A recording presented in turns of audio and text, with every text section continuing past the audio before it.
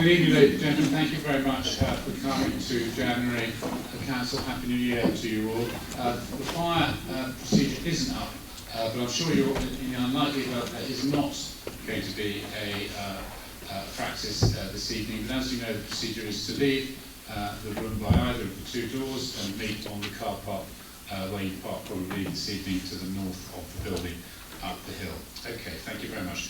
Could we have apologies, please? Yes, Chair. We've received apologies tonight from councillors Archer, Elliott, Rose and Swingle. Okay, thank you very much. Would you record apologies from Elisa and Claire from my group? They're not here, and I would wish that their apologies were recorded. They could turn up later, of course. But okay, of course. Okay, thank you very much. Thank you. We have one member of the public who'd like to participate tonight. We're delighted to see Mr. Frederick Burgess again, and your time is now. Well, I'm not starting speaking yet, surely. Yes. You have. It's somewhat daunting when you're like this. You have 3 minutes, and as I mentioned earlier, you're welcome to leave after your contribution or at any time during our procedures tonight. But we'd be delighted to have you with us today. So. Well, I was going to bend your ears about the local plan, which you're going to review, of course, and give you my views on what you ought to be saying. But when I got the Matlock Mercury this morning, I decided I've got to say something quite different. It's about the planning committee giving permission for the site on the River Derwent. I called it the Matlock Eames, because when I was in York, we had regular flooding that lasted about 3 months, and I think we've got an Eames in there on which we're about to build. Anyway, I'll get on with it quickly. The reasons that you gave for refusing admission were that you might have to pay compensation because this was a 2017 outline consent, and it might cause trouble for you with the compensation. Now, as an ex-district valuer, my heckles rose because you were not told, given any idea whatever of what the level of compensation might be. And I would have thought in any reasonable council, the first question the council would say, well, what's it going to cost us? Can we go ahead with the refusal or not? That didn't happen, so I would like to just mention that. The second thing was that the Derbyshire County Council, among others, objected to this site on flood relief grounds. And I've never seen any case yet where your council had refused to follow the advice given by Derbyshire Council Flood Relief. You always tick a box and say we've consulted them, the flood's okay or the flood isn't okay. But this time the flood wasn't okay and you've ignored it. Because that land is going to flood again and again, it floods annually now, I believe that the conditions in 2017 were quite different from what they are now. We all know that Matlock is being flooded regularly now, that Matlock is a grade 1 place for flooding, and the last place I would have thought anybody would want to build is alongside the River Derwent.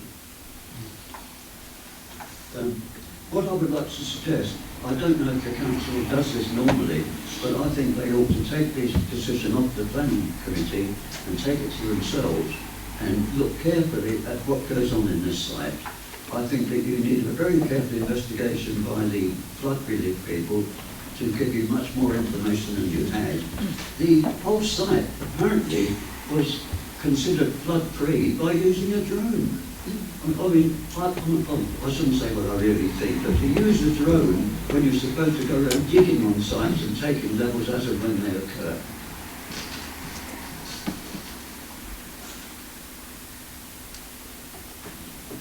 Anyway, the last thing was, I know that the council has planning officers that are really busy. They look at everything that goes on and they've got a terrible burden. But they are not civil engineers or draining experts.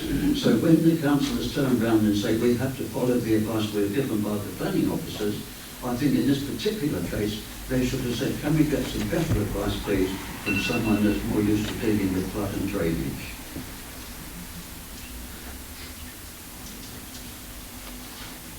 So that's all. If you have to endorse the decision of the planning committee, I expect you to tell me here and now that's the position. If there's any way in which this can be looked at again by the full council, just as they did when the local planning advisory committee took out Rolls Rise and the full council put it in again, I'd like to suggest if the same procedure goes on, would you do me a favour, please, and make sure this site is properly looked at? Thank you very much, and Happy New Year to all. Thank you very much for your contribution. I have 3 minutes. You have, thank you very much. Beautifully timed, Thank you, yes. sir. Beautifully timed, thank you very much. We have item 3 now, the approval of the minutes of the 21st of November and special council the 18th of December. I would have a proposal, please. Councillor Donnelly, seconder, Councillor Atkin. All those in favour, please show. Thank you. Item 4, interest. Are there any interest? None have been tabled earlier. None. Ah, right, sorry. Sorry, Chair, I have personal interest in item 17 and can confirm that I've taken no part in the writing of the report.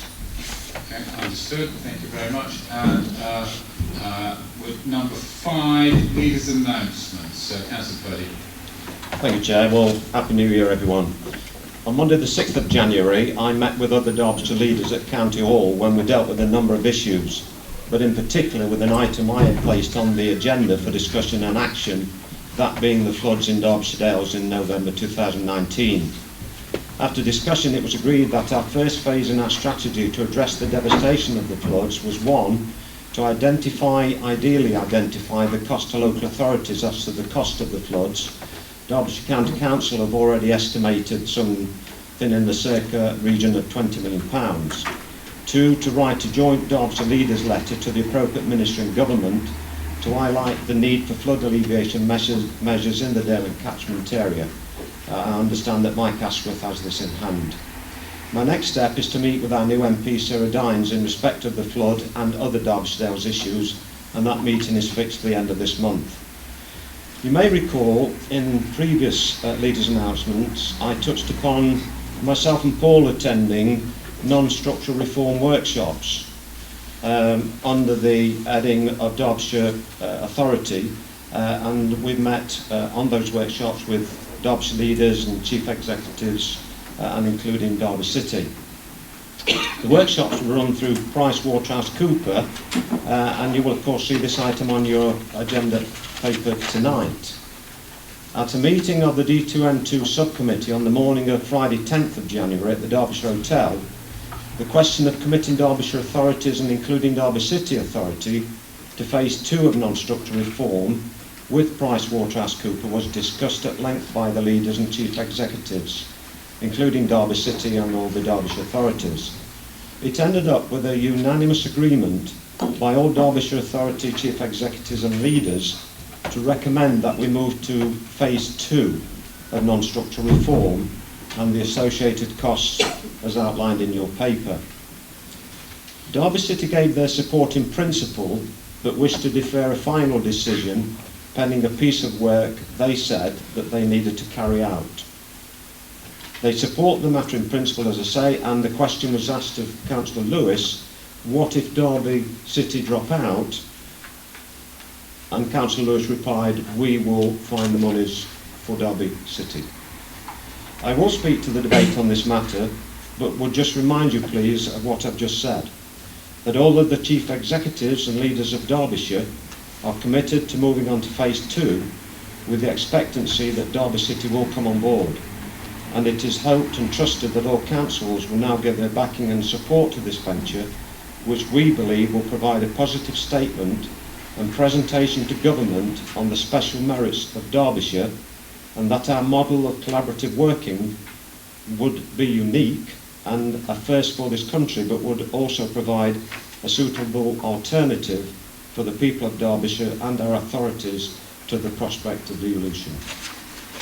Thank you, Chair. Thank you very much. Item 6, Chairman's announcements. Councillor Morley. Thank you, Chair. Quite a busy time over Christmas, as you can imagine, so I won't bother going listing all the events.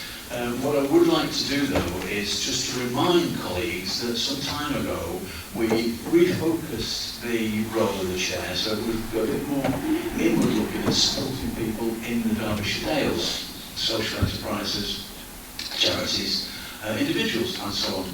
And what we've, in consultation with the head of democratic services, what we've also decided to include now are business startups, so or growing businesses.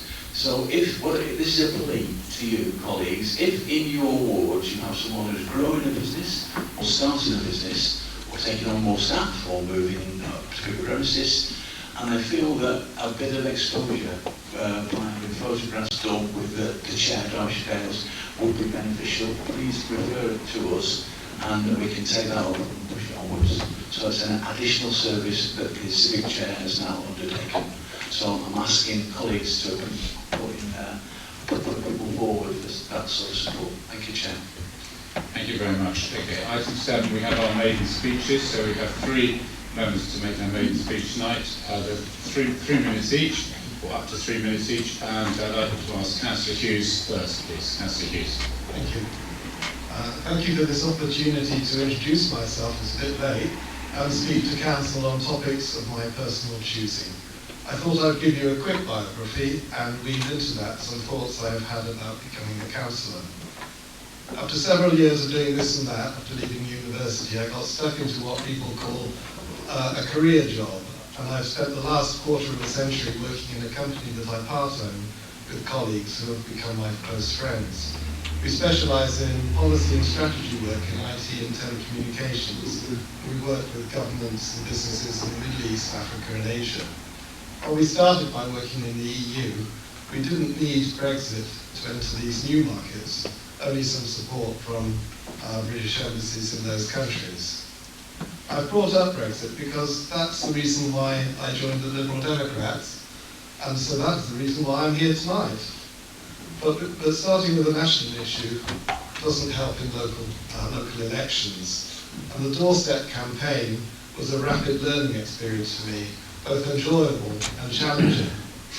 Many local issues were raised. Planning policy and individual decisions were questioned in Starkholmes, Tansley and Matlock. The environment and air quality was an issue, particularly in Matlock Green, which is very low down in the middle of Matlock. The environment, transport for children going to school and their safety on roads was a major issue in Tansley. This, of course, is a county issue, not a district issue, but important nevertheless. Learning through campaigning is of course not enough for a councillor, and I appreciate the training provided to us newbies. The bits that I particularly struggle with now, and have to leave to those with experience, are complex areas such as housing and traveller communities. I hope I can in time start to contribute in these areas, and that my contributions generally become more nuanced as my experience grows. In the meantime, I value the support that I'm getting from other councillors. Which brings me to my last topic, the one council strapline. On entering the council chamber for the first time, I was intrigued by the emulation of the House of Commons, with the leading group sitting with their backs to the windows and the opposition group sitting facing the windows. I wasn't sure whether this was to dazzle the opposition or to entertain them during meetings with views outside. Obviously, the opposition is entertaining for the leading group to observe. Whichever, by and large, the gap in the middle seemed to be more physical than one of principle or belief. On many occasions, there is a consistency of view across council members that supports the idea embraced in the one council strapline. My only request is that perhaps the leading group could see other groups and councillors not as the opposition, but as colleagues. The Climate Change Working Group demonstrates that this approach works, as do other informal meetings. To end, I would like to express my thanks and appreciation to my councillor colleagues and the officers who have provided me with advice, their knowledge and their wisdom, and particularly to my colleagues in the Liberal Democrat group who are excellent councillor role models. Thank you. Thank you very much. I'll ask Councillor Campbell for her maiden speech, please.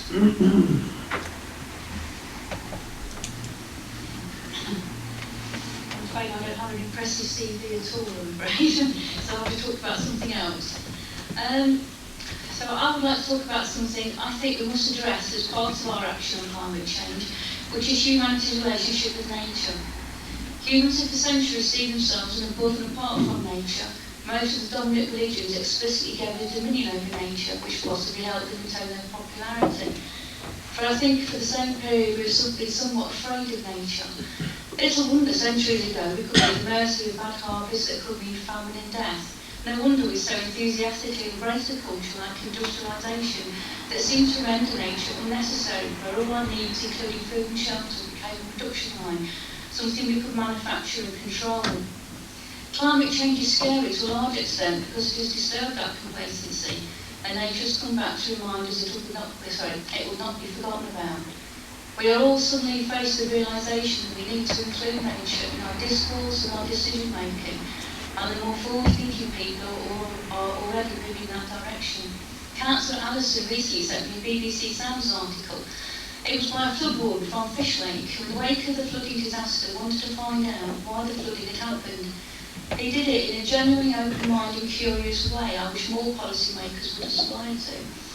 A conclusion he came to was that water was a force of nature and that the usual infrastructure projects were not improving anything, they were merely moving the problem on. And that part of the reason that Fish Lake flooded was the speed of the water made worse by flood defences in Sheffield.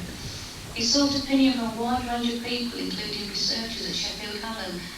Why are we not here equally curious about why Matlock is prone to flooding and trying to understand the hydrology in the hills around it?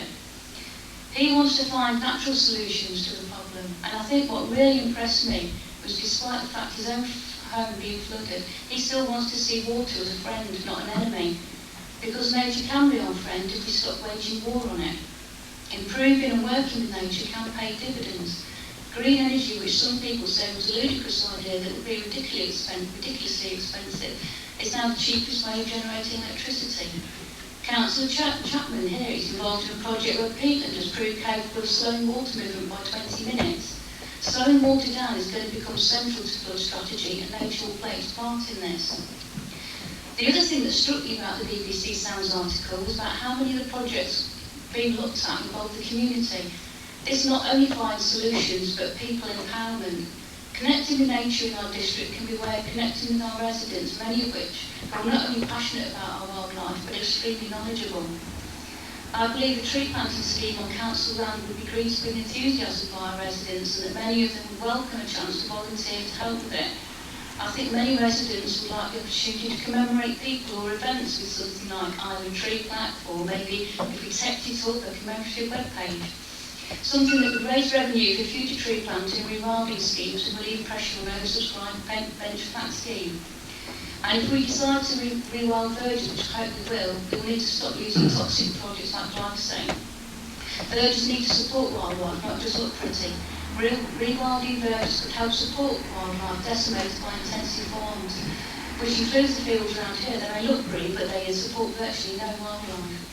As a species, we have plundered and poisoned the very thing we live on, and already made it uninhabitable for thousands of other species already extinct or soon to be so. The farming lobby sometimes seem oblivious to the fact that wiping out bees will wipe out food production. Sorry, he said hooked on the idea that science-informed big farm will come up with something to say today. Losing our food supply will eventually trigger the end of most mammals, including us, on our planet as effective as any events caused by CO2 production. At some point, we have to wake up to the fact that we are inextricably tied in with nature. We have to bring it into our everyday thinking and decision making. So I'm making a plea here really for biodiversity, for it not to be forgotten in a narrow fixation on counting carbon. The document by County Council is entitled The Environment and Climate Change. The two things can't be separated. We are facing a climate and ecological disaster. Thank you very much, Councillor Campbell. And thirdly, we have Councillor Sutton. Councillor Sutton. Good evening, I'm Alistair Sutton. In May I was elected to be a councillor for the Baker Ward, which includes the villages of Sheldon, Ashford in the Water and Egberham. It's been a steep learning curve since May, and I'd like to say a big thank you to the officers and my fellow councillors for the continuing help and their support. As a district councillor, I hope that I can serve my ward to the best of my ability and repay the members with the trust that they have put in me. Councillor Singh, thank you very much. Councillor Sutton, thank you very much. So we're moving on to item 8 now, committees, to receive the non-exempt minutes of the committees shown below as listed. Moved by Councillor Atkins, seconded Councillor Donnelly. All those in favour, please show. you very much. Moving on to item 9 now. We have 3 questions. I think we're going to take them as read because we've got a lengthy agenda as ever tonight, ladies and gentlemen. And the first one is from Councillor Peter Stack to Councillor Purdy, the leader. I'll take it as you've all read that one, and Councillor Purdy has his response. Well, thank you, Councillor Slack, for your question. I can confirm that discussions between District Council and County Council officers have taken place regarding the mowing of verges and the possible creation of wildlife corridors. Over the coming months, our Community and Environmental Services team will be reviewing which areas and methods are most appropriate. Included in this process will be discussions with the relevant parish and town councils and elected members. This work will, however, form part of the overall review of our Clean and Green Service and its core standards, which, as you know, is due to take place this year. Councillor Slack, you have a supplementary question. Do you want the mic? There we go. Thank you. Yeah, thank you very much, Councillor Purdy. It's very welcome, that reply, and I'm very pleased to accept that. Thank you. Thank you. Thank you very much. The second question is from Councillor McDonough, and again I'll take it as read. Councillor Purdy. Councillor McDonough, thank you very much for your question. The District Council established a Welfare Reform Action Group in 2016. Representatives from Landlords, Citizens Advice Bureau, Department for Work and Pensions, Housing Benefit and the Council's Housing Option team work together to monitor the impact of welfare reform, share experience, provide feedback to Department for Work and Pensions, disseminate information and help shape services. Through the Homelessness Prevention Grant, the District Council funds 2 key services which help people maintain their tenancy. The services are 1, the Citizens Advice Bureau to provide debt and money service, and 2, Adulam Housing Association, which provides floating support to vulnerable households. Under the new Homeless Reduction Act, the District Council has a duty to work with those threatened with homelessness earlier and for longer. The Council spends its full allocation of discretionary housing payments administered through the Housing Benefit Service, the majority of which helps those who suffer a shortfall between benefits and their rent. The housing team also top up the discretionary housing payment fund in order to prevent homelessness. There are often multiple reasons why a household may become homeless. Whilst it is difficult to say exactly how many people have become homeless as a result of universal credit, we do know that of the 461 tenancies on universal credit in housing owned by Platform, 361 are in rent arrears. Platform and other housing associations work with the Council to support people at risk of eviction through rent arrears. As a result, since the introduction of the Homelessness Reduction Act in March 2019, the District Council has had 665 homelessness approaches. Of these, only 9, which represents 1.3% only, have been from housing association tenants where benefit entitlement has changed. This reflects the significant work undertaken by the District Council and our partners to prevent homelessness. Councillor McDonough, you have a supplementary question. Thanks for that. First of all, I'd like to request that in writing, please, the answer that you've just given me.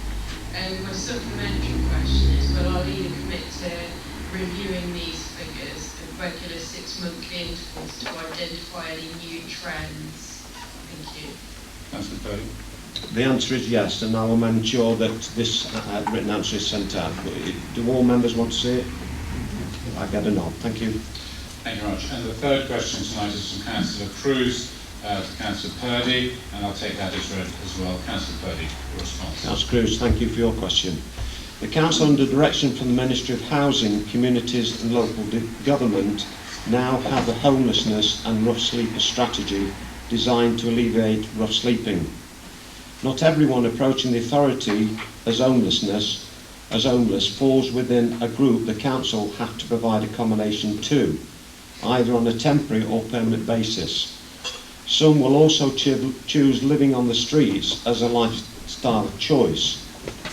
However, during cold weather and extreme weather periods, we are asked by the government to provide severe weather emergency provision to anyone who does not have access to accommodation.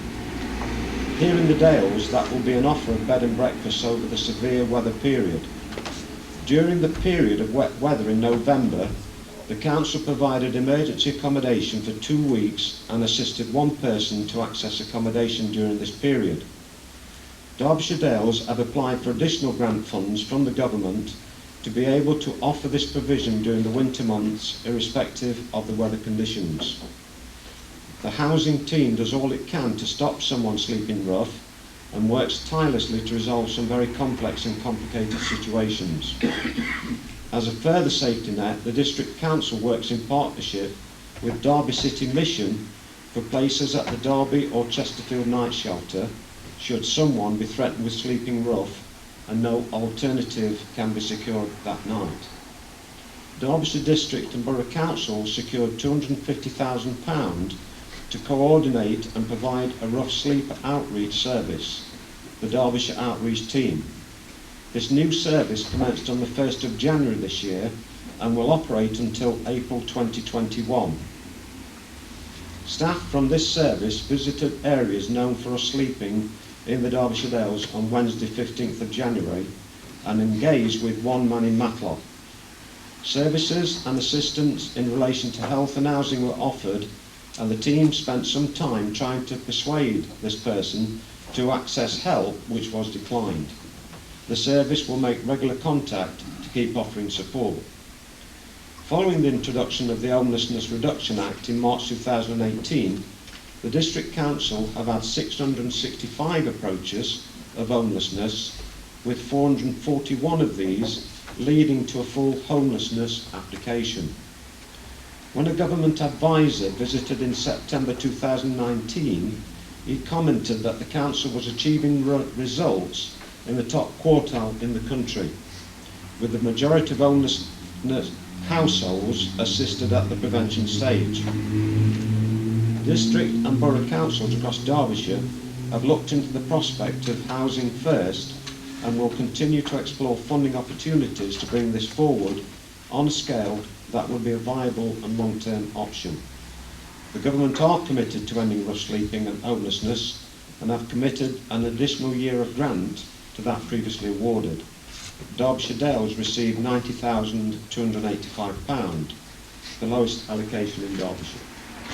I see, Councillor Roy, you have your hand up. There's no interventions in questions under the Constitution. There's a necessary one in I think terms there's of no interventions in terms of there's equality. no interventions questions. Excuse me, Right, please. well, Okay. excuse Can I me. ask Councillor Cruz to No, have his I will supplementary, believe it if please? you do not accept me making a comment in terms of equality. I'm afraid there's no interventions in Okay, questions. I will be leaving the meeting because the statement was said, and unless it's referenced, I'd like it withdrawn. I do not accept that anybody There's no intervention in questions, I'm through afraid. choice. Okay. Could I ask Councillor Cruz, if it's your question, you are entitled to a supplementary. Okay. Thanks very much for the answer to my question, Councillor Purley. Just in terms of, I'd appreciate a written copy as well, if that's okay. Yeah. Maybe they could be circulated together. My follow-up question, supplementary question, you mentioned housing first. I'd appreciate a report following up on that topic as a kind of feedback to this council about how we could look to implement that strategy for Derbyshire Dales. Is that something you would consider, please? Certainly, no problem. Okay. Make sure you get a written copy as well. Okay. Thank you very much. Okay.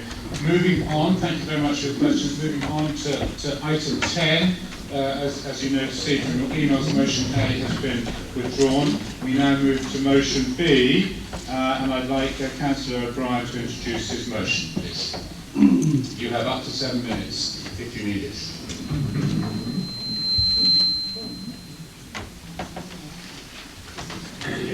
Thank you, Chair and colleagues.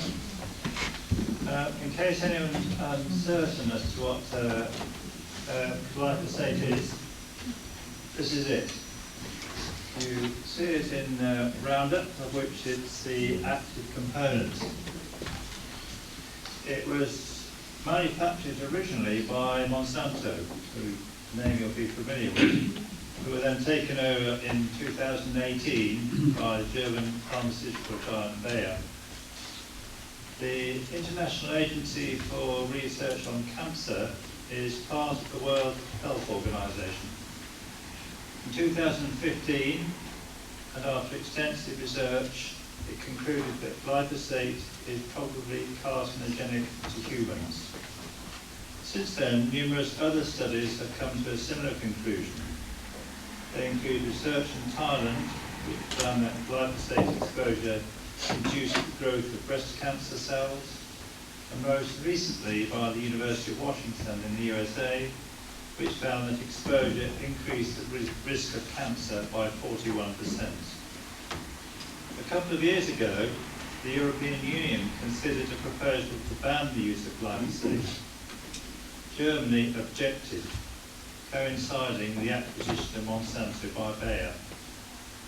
Germany now, however, proposes to ban its use in 2023, following the lead set by Austria, the Czech Republic, and over 20 countries worldwide. And in this country, the local authorities of Trafford, Richmond-on-Thames, Norwich and Hampshire are amongst those who have stopped using glyphosate. Fortunately, our horticultural staff here at the Derbyshire Dales have not waited for a debate here at the council. Acting on their own initiative, they no longer use glyphosate products in our parks, play areas and near watercourses, and credit to them for that. But we still use it in our car parks and other hard landscaped public areas, and also for the spraying of highway areas and footpaths that we undertake on behalf of Derbyshire County Councils. Councillors, what I'm asking you to support this evening is to make mandatory our current voluntary restriction on the use of glyphosate-based weed killers and extend this to all parts of our estate, so including car parks and public areas. Its controlled use on dangerous invasive species such as Japanese knotweed will continue under very carefully controlled conditions. We would also lobby the County Council to stop its use on highway areas within the district, and the same for those housing associations who maintain the outdoor areas in our social housing developments. It would be for a trial period through to October, which is roughly the growing season. If the trial is successful, the ban on the use of glyphosate would become permanent from April 2021. In a few moments you'll hear from a member of this council who feels equally strongly that we should no longer expose either our residents or the environment to the risks associated with glyphosate. But before you do, in putting forward this motion, I'm surmising, hopefully wrongly, that some of you may not feel able to support it. You may not think that glyphosate has conclusively been shown to be carcinogenic. The same was said about DDT, about hexachlorobenzene, about sodium chlorate, and about paraquat. So let me invite you to spray some around the person sitting next to you, see what reaction you get. And think how you would react if you read in the risks section of a committee report that substance proposed to be used was probably carcinogenic. You may believe we only use glyphosate because nothing else works. As I said earlier, our horticultural staff are already using alternative, completely safe products in our parks. Yes, they may not be quite as effective on certain broadleaf species, though there are a number of non-chemical methods of weed control. So it is a choice, which is also why I'm proposing a trial period which will give our staff the opportunity to use their expertise to look at the alternatives and for the public to have a say. You may say we only spray the car parks when there are very few people around. Glyphosate has an active life of around 48 hours, or until it rains hard. And if you think it's safe by the time the coaches of children arrive in our car park in Eam, or to swim in the pool at Hathersage, then please do come along and explain to them that they are probably no longer exposed to a carcinogenic substance. You may say that it's bound to be more expensive. It may be, but it probably won't be. That is because we would let our talented staff use their initiative and expertise during the trial period to research and evaluate the alternatives. It may be that some of you have already taken the collective decision, but this is a proposal without a party label attached to it, nor will I be asking for a recorded vote. I would simply ask each of you as individuals here to promote the well-being of our district and its residents to support the motion before you, which I hereby move. Thank you. Councillor Ratcliffe. We're taking the... Oh, sorry. Councillor. So, no, Councillor Wayne. Sorry, I beg your pardon. Sorry, I beg your pardon. Councillor Wayne, I beg your pardon. Thank you, Chair. I'm happy to second this motion as I feel that our organisation has made a commitment, having made a commitment not to spray glyphosate in parks and play areas due to health concerns, and an inference could be drawn by continuing to spray other public areas where public accessible areas. I consider that this motion gives members the opportunity to trial the initiative over the summer and evaluate its impact in October. I have spoken to an officer this morning, and I understand that they do spray from 4 a.m. till 7 a.m. to try to prevent it, but it is still in areas where children and parents and elderly people have access to. I also agree that the Derbyshire County Council should refrain from using this chemical. Last October, whilst I was walking past this building at approximately 8 a.m. in the morning, I saw 2 quad bikes being driven up the road with staff, admittedly not from this organisation, with lancers spraying along the side of the road. Immediately after they were spraying, school children were walking down the hill. And that isn't a professional approach that I want to see. I did ask for an investigation to be undertaken, and we couldn't ascertain who was responsible at that time of day, but it was certainly that were there. I shall video it next time to make sure.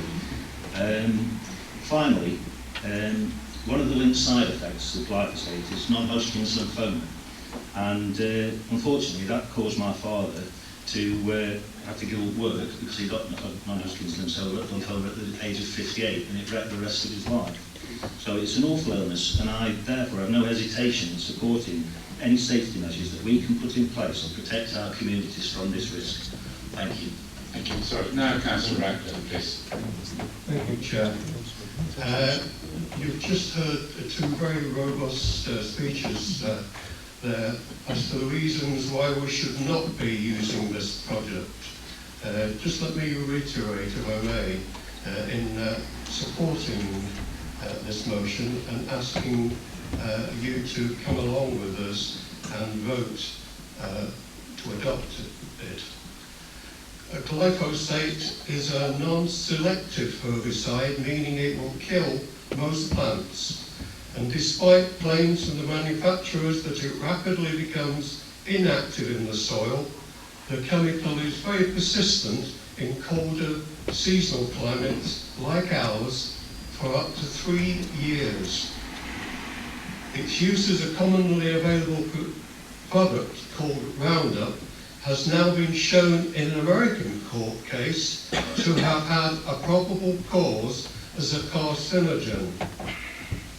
The European Food Safety Authority has yet to declare it unsafe and has licensed it for use until 2022. And government advice is of a similar disposition. However, as my colleague has pointed out, the World Health Organization is of the opinion here and now that it does have carcinogenic impact. Erring on the side of caution, a growing number of UK local authorities, including a neighbour of ours, Erewash, are now taking action to phase out the use of these chemical weed killers on their playgrounds, parks and pavements. It should be understood, of course, that we are not seeking to ban its use as an agrochemical in farming and food production. That's beyond our powers and is for a different debate in a different forum. But its use in public spaces is avoidable. Any responsible council has a duty of care to its residents to avoid being complicit in undermining, directly or indirectly, the health of its residents.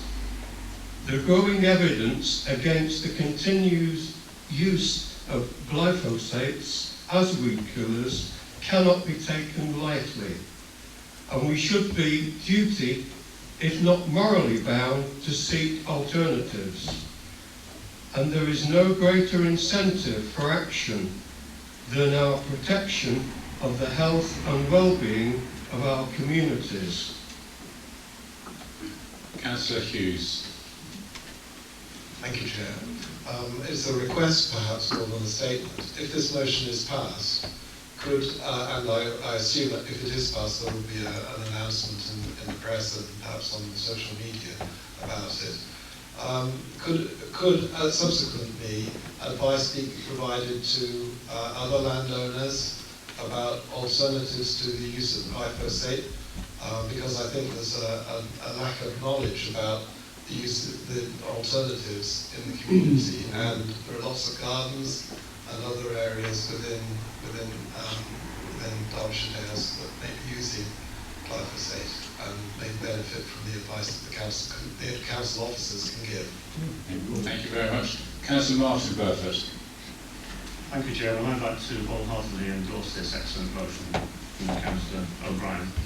I was brought up throughout most of my professional career to advise or specify the use of glyphosate, which took place at that time, earlier in my career, previously even less safe herbicides.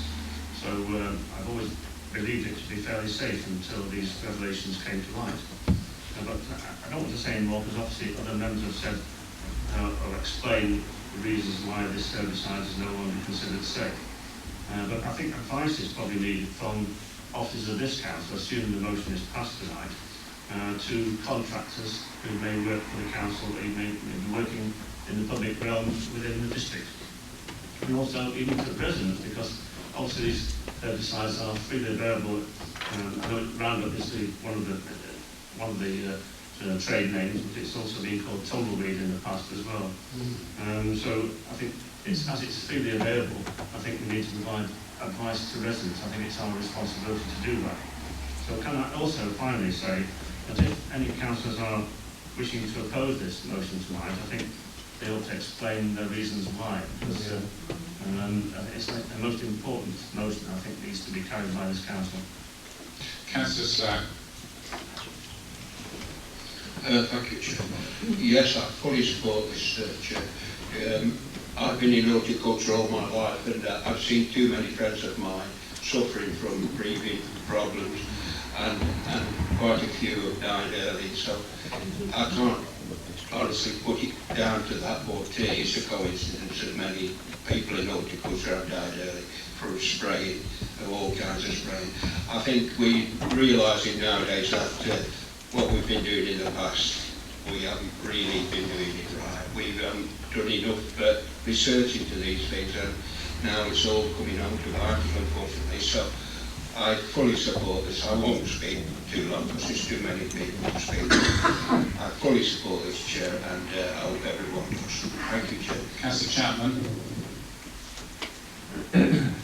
Thanks, Chair. I'm not really speaking on either for or against this motion, and I haven't decided how I will vote.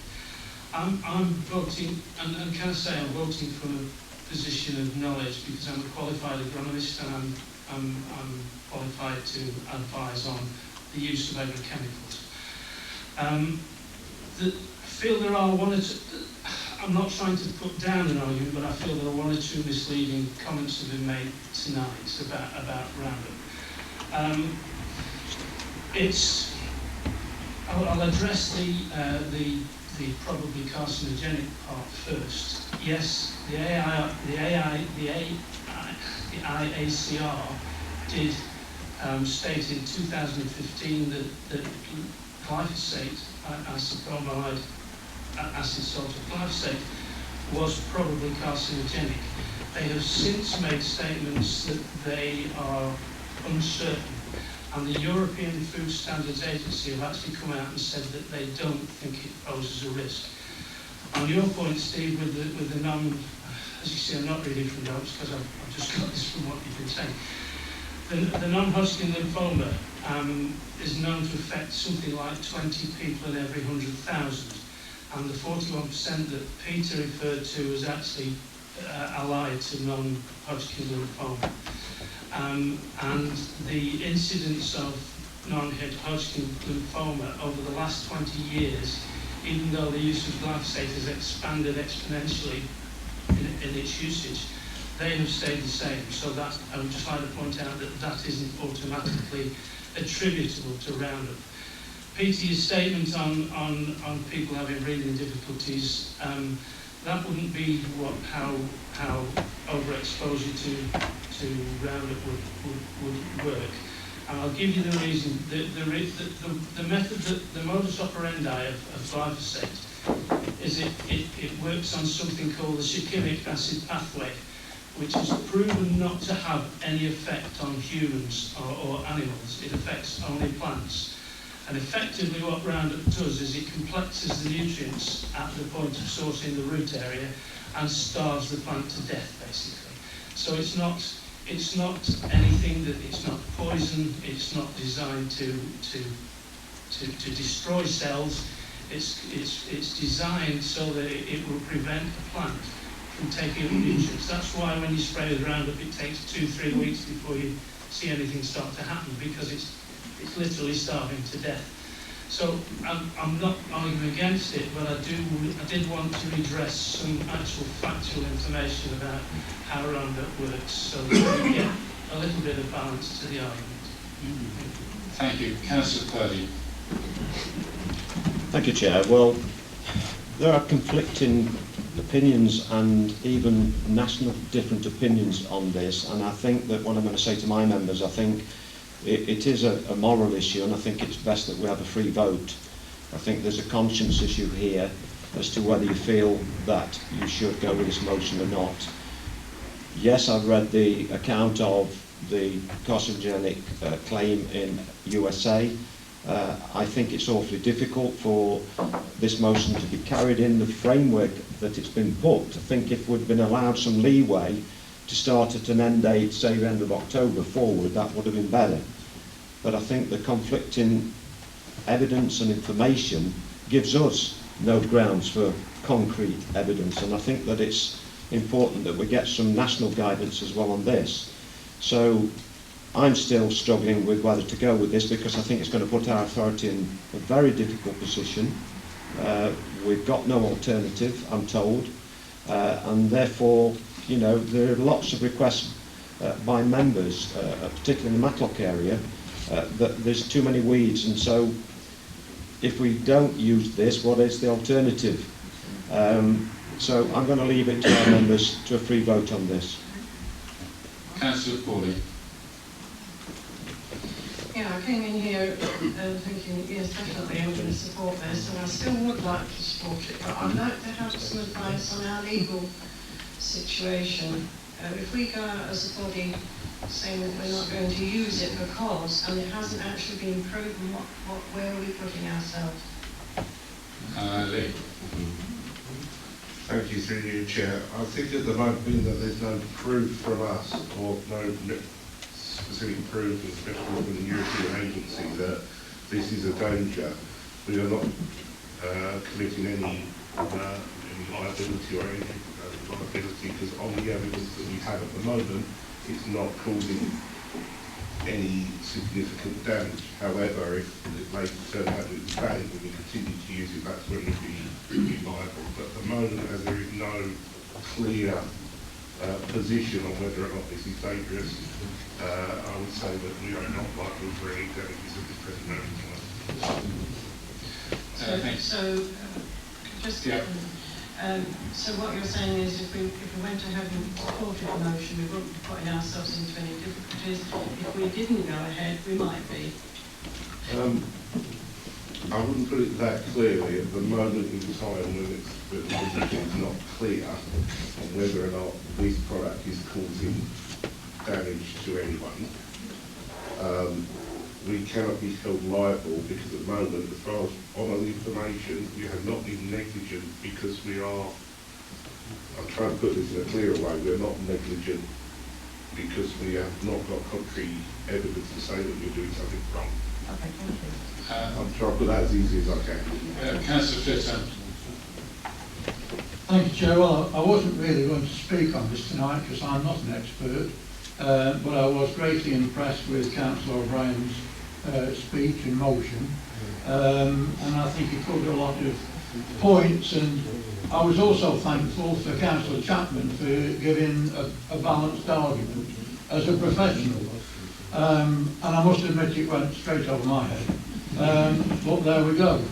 But I am concerned that Councillor Purdy seems to think that just because this is a moral issue and there's no concrete proof, is that really a reason for not trying to do the best we can? Is that a reason to turn this motion down?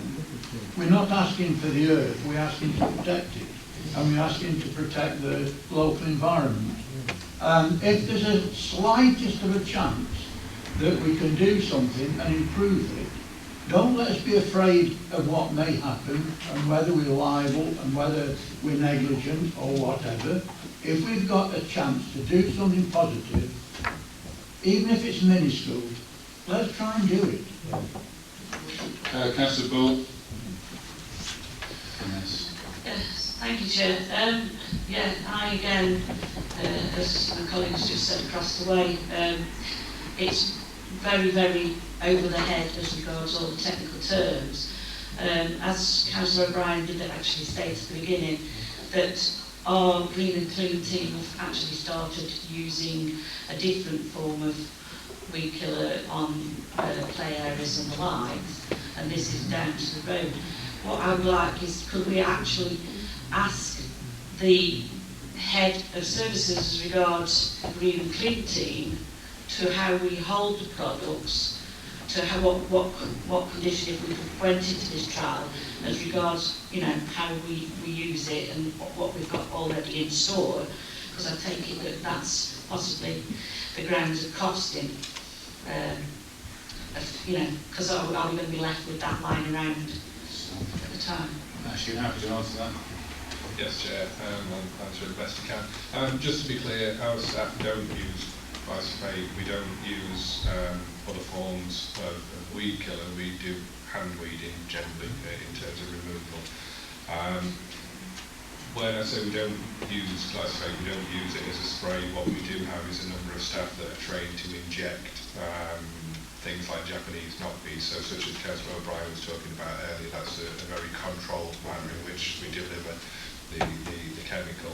We do have a contractor who works on our behalf to do the weed spraying, and I think that's something that we may need to consider because that contract is in place until June 2022. So a conversation would need to be had with that contractor because it may be a change to the terms and conditions. I'm not saying that it's not possible, but without having that discussion, I think it's difficult as an officer to say what the impact would be on the council. But we don't hold weed killing agents in stores and the staff are using different types of chemicals. We have trialled over the last 12 to 18 months different chemicals or treatment methods, but unfortunately at this moment in time none have proven to be as effective as glyphosate. Councillor Hobson. Chair, I wonder whether it would be possible to defer this motion and find out a little bit more information before we vote on it. It's obviously a very emotive issue, a very serious issue, and I have swung back and forwards, very impressed with what Councillor Chapman said, and I think we do need to be realistic and aware of any possible dangers or not dangers. Also, the contractors using it. So I'd like to defer the motion for further information. I'd just like to ask Sandra for clarification on that. Chair, there isn't an actual mechanism to defer a notice on motion. You would need to dispose of it, but something that you might like to think about, there is a possibility of amending a notice of motion to put it to another committee for the benefit of the detailed information you may request to make a reasoned decision. Could I ask for that then, Sandra, please? You would have to propose that by way of an amendment and get a seconder and for it to be carried. Can I propose that, please? Yes, find a seconder. Councillor Atkin. Right, okay, so now to the debate on the amendment. Okay. Right, okay, so who's the next on my list? Councillor Shirley. So, yeah. Councillor Shirley. Thank you. Thank you, Chairman. I think that it's been actually a very useful debate so far tonight. But I fear that perhaps a lot of it is perhaps not as based on scientific knowledge as it might be. I'm not an expert, but chemicals are licensed both in this country shortly and also in Europe. And it would seem that it would be sensible for us to follow the lead of agencies whose job it is to examine the science of these chemicals. And therefore I'm not sure whether coming out with a different solution for Derbyshire for Derbyshire Dales is perhaps the correct way ahead. So I'm quite conflicted about this, but I'm not sure I can support the motion. Councillor Finesse. Thank you, Chair. I mean, it sounds from what Ash is saying as though there is no effective alternative to using this material. So if we stop using it, there's nothing else we can put down. We can put down stuff that we've tried before, but we know don't work. So the result of that is that the weeds will be growing all over the place, and we'll get loads of complaints. I mean, is that really what we want? Sorry, that's a rhetorical question at the moment. Councillor Thorpe, sorry. I've got lots of people who want to talk. Thank you, Chair. I certainly started off wanting to support the motion on this, but I'm not one to take what I'm told at face value without doing my own digging. Unfortunately, I haven't had enough time since seeing the motion to get the information I want. So the idea of a deferral via an amendment and a short deferral to get that information before the council so everybody knows exactly what the council's position is, I would support. The question I would have is, obviously now we've got down to nitty-gritty, we're talking about a contract and we're talking about the effect of taking this out of, us saying we're going to take this out of circulation in the Derbyshire Dales District Council is going to affect the contract and probably lead to a breach of contract in the terms of the contract. So in that information I'd like to know exactly how that's going to affect us and what we could be looking at in terms of that breach. But I certainly support the endeavour. Councillor Purdy. In answer to Councillor Flitter's comments, I think it's such an important issue that it is not for me to dictate to our members what they should vote on. But I'm pleased for Councillor Hobson coming up with what I consider as a sensible way forward with this. I think there is need for more investigation, there is need for more expert advice, and I would hope that Ash would get that for the move to a C&E committee. I still think that members need to vote with their own conscience. I personally can't support this motion because, as it stands, I don't think it gives us. I think it gives us a problem with the contract, quite frankly. So we're talking about the amendment at the moment. So, Councillor Chapman, and I hope to take to the vote. I can't support an amendment, Chair, because the debate, I've been involved with Cardiff State for 25 years, and the debate has been raging nationally and internationally for years and years. And there is no I mean, we both quoted, both Councillor O'Brien and myself have quoted agencies that have found it safe. Australia have found it safe. Germany haven't found it safe. European Health Organisation found it safe. The IACR thought it was potentially carcinogenic. And what I don't want, the reason for my speaking was that I don't want glyphosate to be demonised within agriculture. I don't want this to be an issue that expands and rolls on, because I'll just quote you, not specifically relevant to this, but if the use of Roundup ceased within world agriculture, there would be something like a 50% reduction in crop yields, specifically wheat, because that's how important it is. Now, as 25,000 people a day on this planet die from hunger, reducing your food supplies by 50% isn't really the way to go. So, in that respect, I wouldn't want to see this be associated with agricultural usage, which I know it isn't. But an amendment and a revisiting the evidence will not give us any conclusions. The research is out there. It's different. There are different countries have different opinions. You could research Roundup from now till next Christmas, and you still wouldn't be able to resolve yes or no. And I will come out and I will say, because of the situation in which we are, in which it's being used in general public who probably don't know how to handle it or the safety measures, then I would support the motion that's on. So we're on the amendment at the moment. Well, okay. I wouldn't support the amendment. Fair enough. Councillor Gamble, on the amendment, please. Can I talk about anything else at all? Well, on the amendment, because we're going to have a vote on that. That's enough. I end up drawing before the amendment put forward and no one ever asked me to speak. Well, we've had a lot of hands up, so okay. You're correct now. Right. The only thing I'd say about this is if we are getting back into one of these areas that we always seem to quite often get into, don't we? We had somebody with smoking. For years and years and years, the smoking lobby fought for the idea that smoking caused cancer, and we had lots of research that took place and then it didn't, and all sorts of organisations, and I think we're in a difficult situation. We're the same thing here, aren't we? We're up against a large global multinational company that has a lot of legal power, and we're very reluctant to say that it's harmful. I mean, to quote something else from something I've known, thalidomide. We had 3 years of studies. Thalidomide was released in Germany. It was given to pregnant women. The birth defects were reported within 3 months.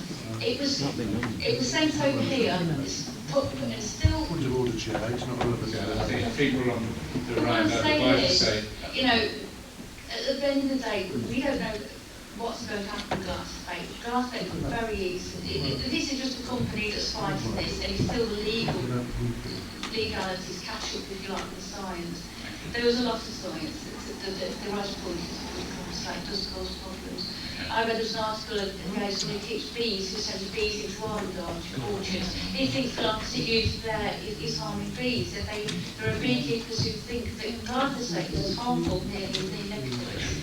Right, thank you. Councillor O'Brien, sorry, on the amendment, please. Thank you, Joe. I think I have the right, as it were, to sum up Yeah.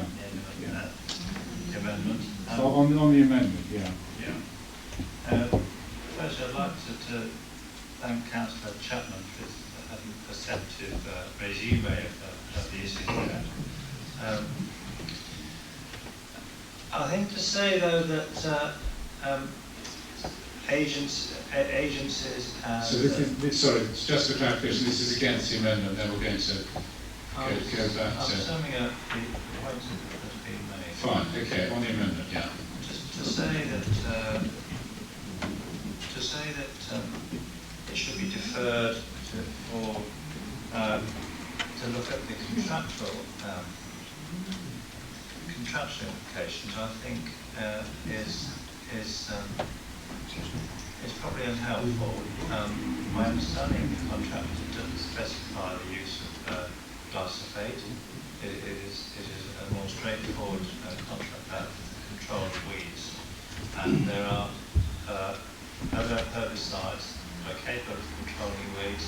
They are not quite as effective as glyphosate. That does not mean they are ineffective. I don't know all the parks in the district well, but I do know Bath Gardens and Bakewell. And if you walk around there, I do not think anyone would say we have weeds all over the place. As far as I know, no country or agency has said that glyphosate is safe. Glyphosate-based herbicides are safe. What they've said is they approve use. That is not the same thing as saying it's safe. I was actually trained as a biochemist. I was an ecologist in my early years. And there's a fundamental difference between chemicals such as sodium chlorate, which are directly toxic, and carcinogenic agencies which have a long-term effect on the genetic makeup, and it takes many years for you to see the effects of exposure. So to say that the comparisons are not always as straightforward as people will make out. On that basis, I would urge members to thank those members who have supported my motion. I acknowledge the views expressed by those who are more than welcome to support it. But on this occasion, I urge you not to support the amendment, to support the substantive motion. Councillor Sue Burford, and then we'll go to the vote, please.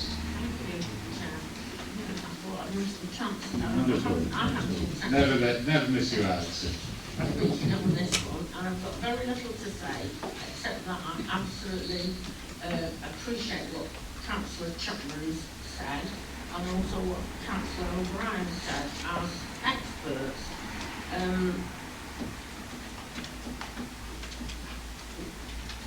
What I would say is that if we accept this amendment, then what we're doing really is saying, excuse me, go back, get more evidence, get more scientific evidence, but honestly, most of us here won't understand anyway. And there's obviously some kind of dispute between all the different relevant organisations, but the fact that the World Health Organisation has said it's probably carcinogenic to humans, that's good enough for me. So I don't need to see any more scientific evidence. We could have pages and pages and pages of it, and we still wouldn't be able to come up with a sort of definitive answer. Okay. Thank you very much, Councillor. Now I'm just going to get Sandra just to read out the amendment that we're about to vote on. So that's the amendment that was proposed by Councillor Hobson, seconded by Councillor Atkin. Okay, the wording subject obviously to the move versus approve would be to refer to the Community Environment Committee the matter, the use of glyphosate for a detailed report on product data and detailed and service implications to enable a reasoned decision to be taken. Are you happy with that proposal and the second? Because I think what the council is now charged with is actually making a reasonable decision in all the circumstances, and I think there are points on both sides, Chair. So we're going to go to the vote now. All those in favour of the amendment as proposed by Councillor Hobson?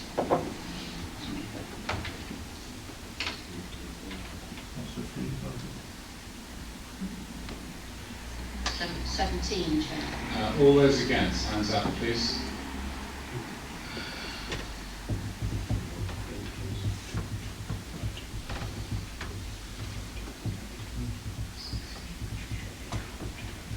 So could we just keep them up for a little bit longer, Chair?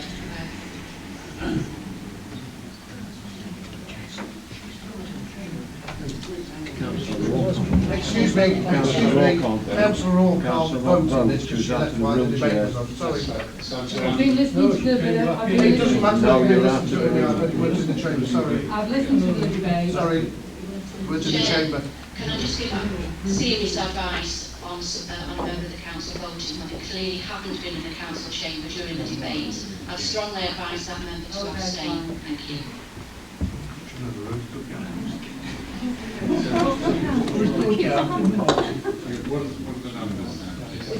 It's 14 against, so can we have abstentions, please? Hands Just down, to be please. sure. Abstentions, please. It's not everyone has voted. And one abstention. And Councillor Raw 2. Yeah. Yeah. I'm sorry about this, Chairman. I think we're going to have to take against again. We're confident on the in favour 17. Right. I'm going to have to stand up and then... Okay. All those against, all those who voted against, hands up nice and high, please. Great.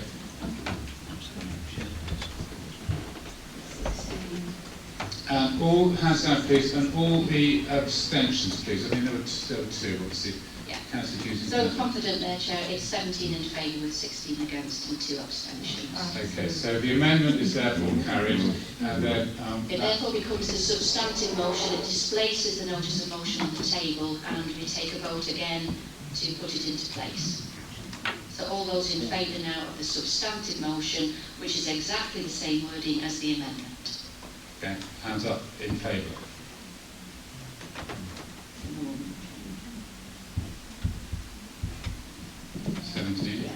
Hands down, all those against.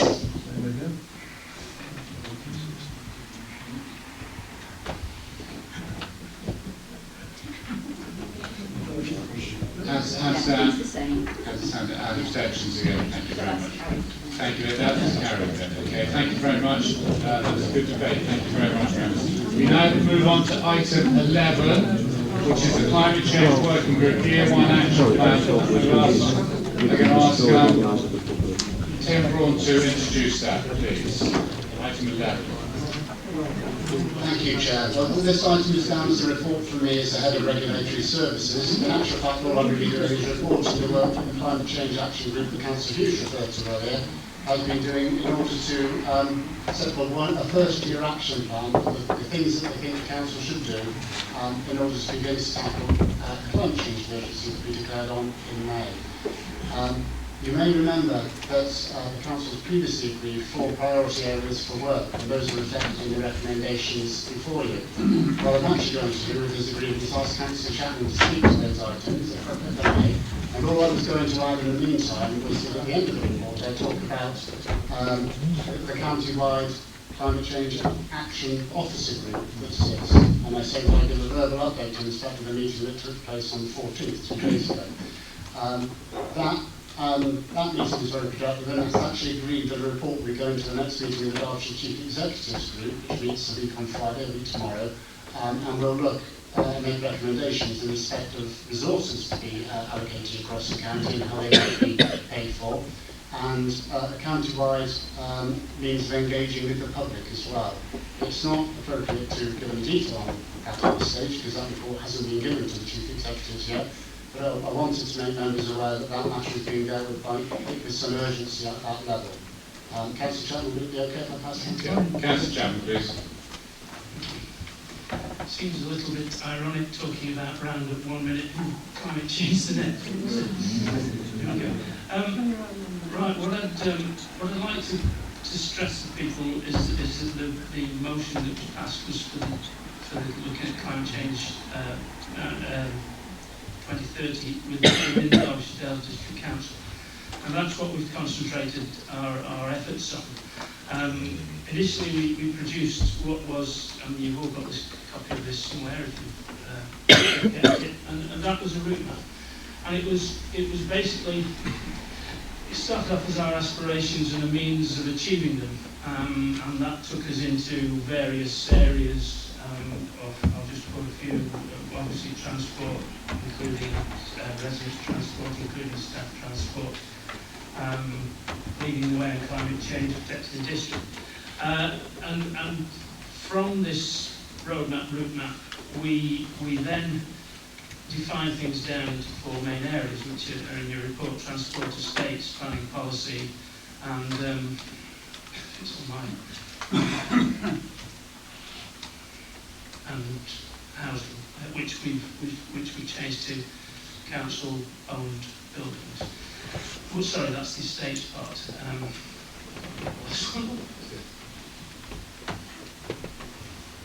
Oh yeah, sorry, resources. Yeah. So the action plan that you see in front of you is basically the stepping stone, is the next step towards where we go with all those, and you'll see the various points in the report. What I would not like people to list tonight is just a list of why haven't we put electric vehicle charging points, why haven't we put solar panels. This is the predecessor to that move. And I'm coming to you tonight with the stark statement that unless resources are apportioned for this plan, then we'll screech to a halt, because we've had. I would like at this point to commend Tim for the effort he's put in to one of the most overworked guys on this council. He's suddenly had something else shoved on his shoulders, and he's been a saviour for us. We wouldn't have been able to carry on without him. But that can't carry on. I mean, we can't expect poor old Tim he'll suffer a nervous breakdown if he gets into that. So tonight I would like the debate not to centre around, are we going to put charging points in, are we going to put solar panels, are we going to stop using oil? I would like the debate to centre around how can we resource the future and the progress of this action plan. How can we move into what's effectively stage 3 and put flesh on the bones, make the aspirations into completions, and I cannot stress the importance. For further progress, we've got to have some resources. But I will move this item, Chair.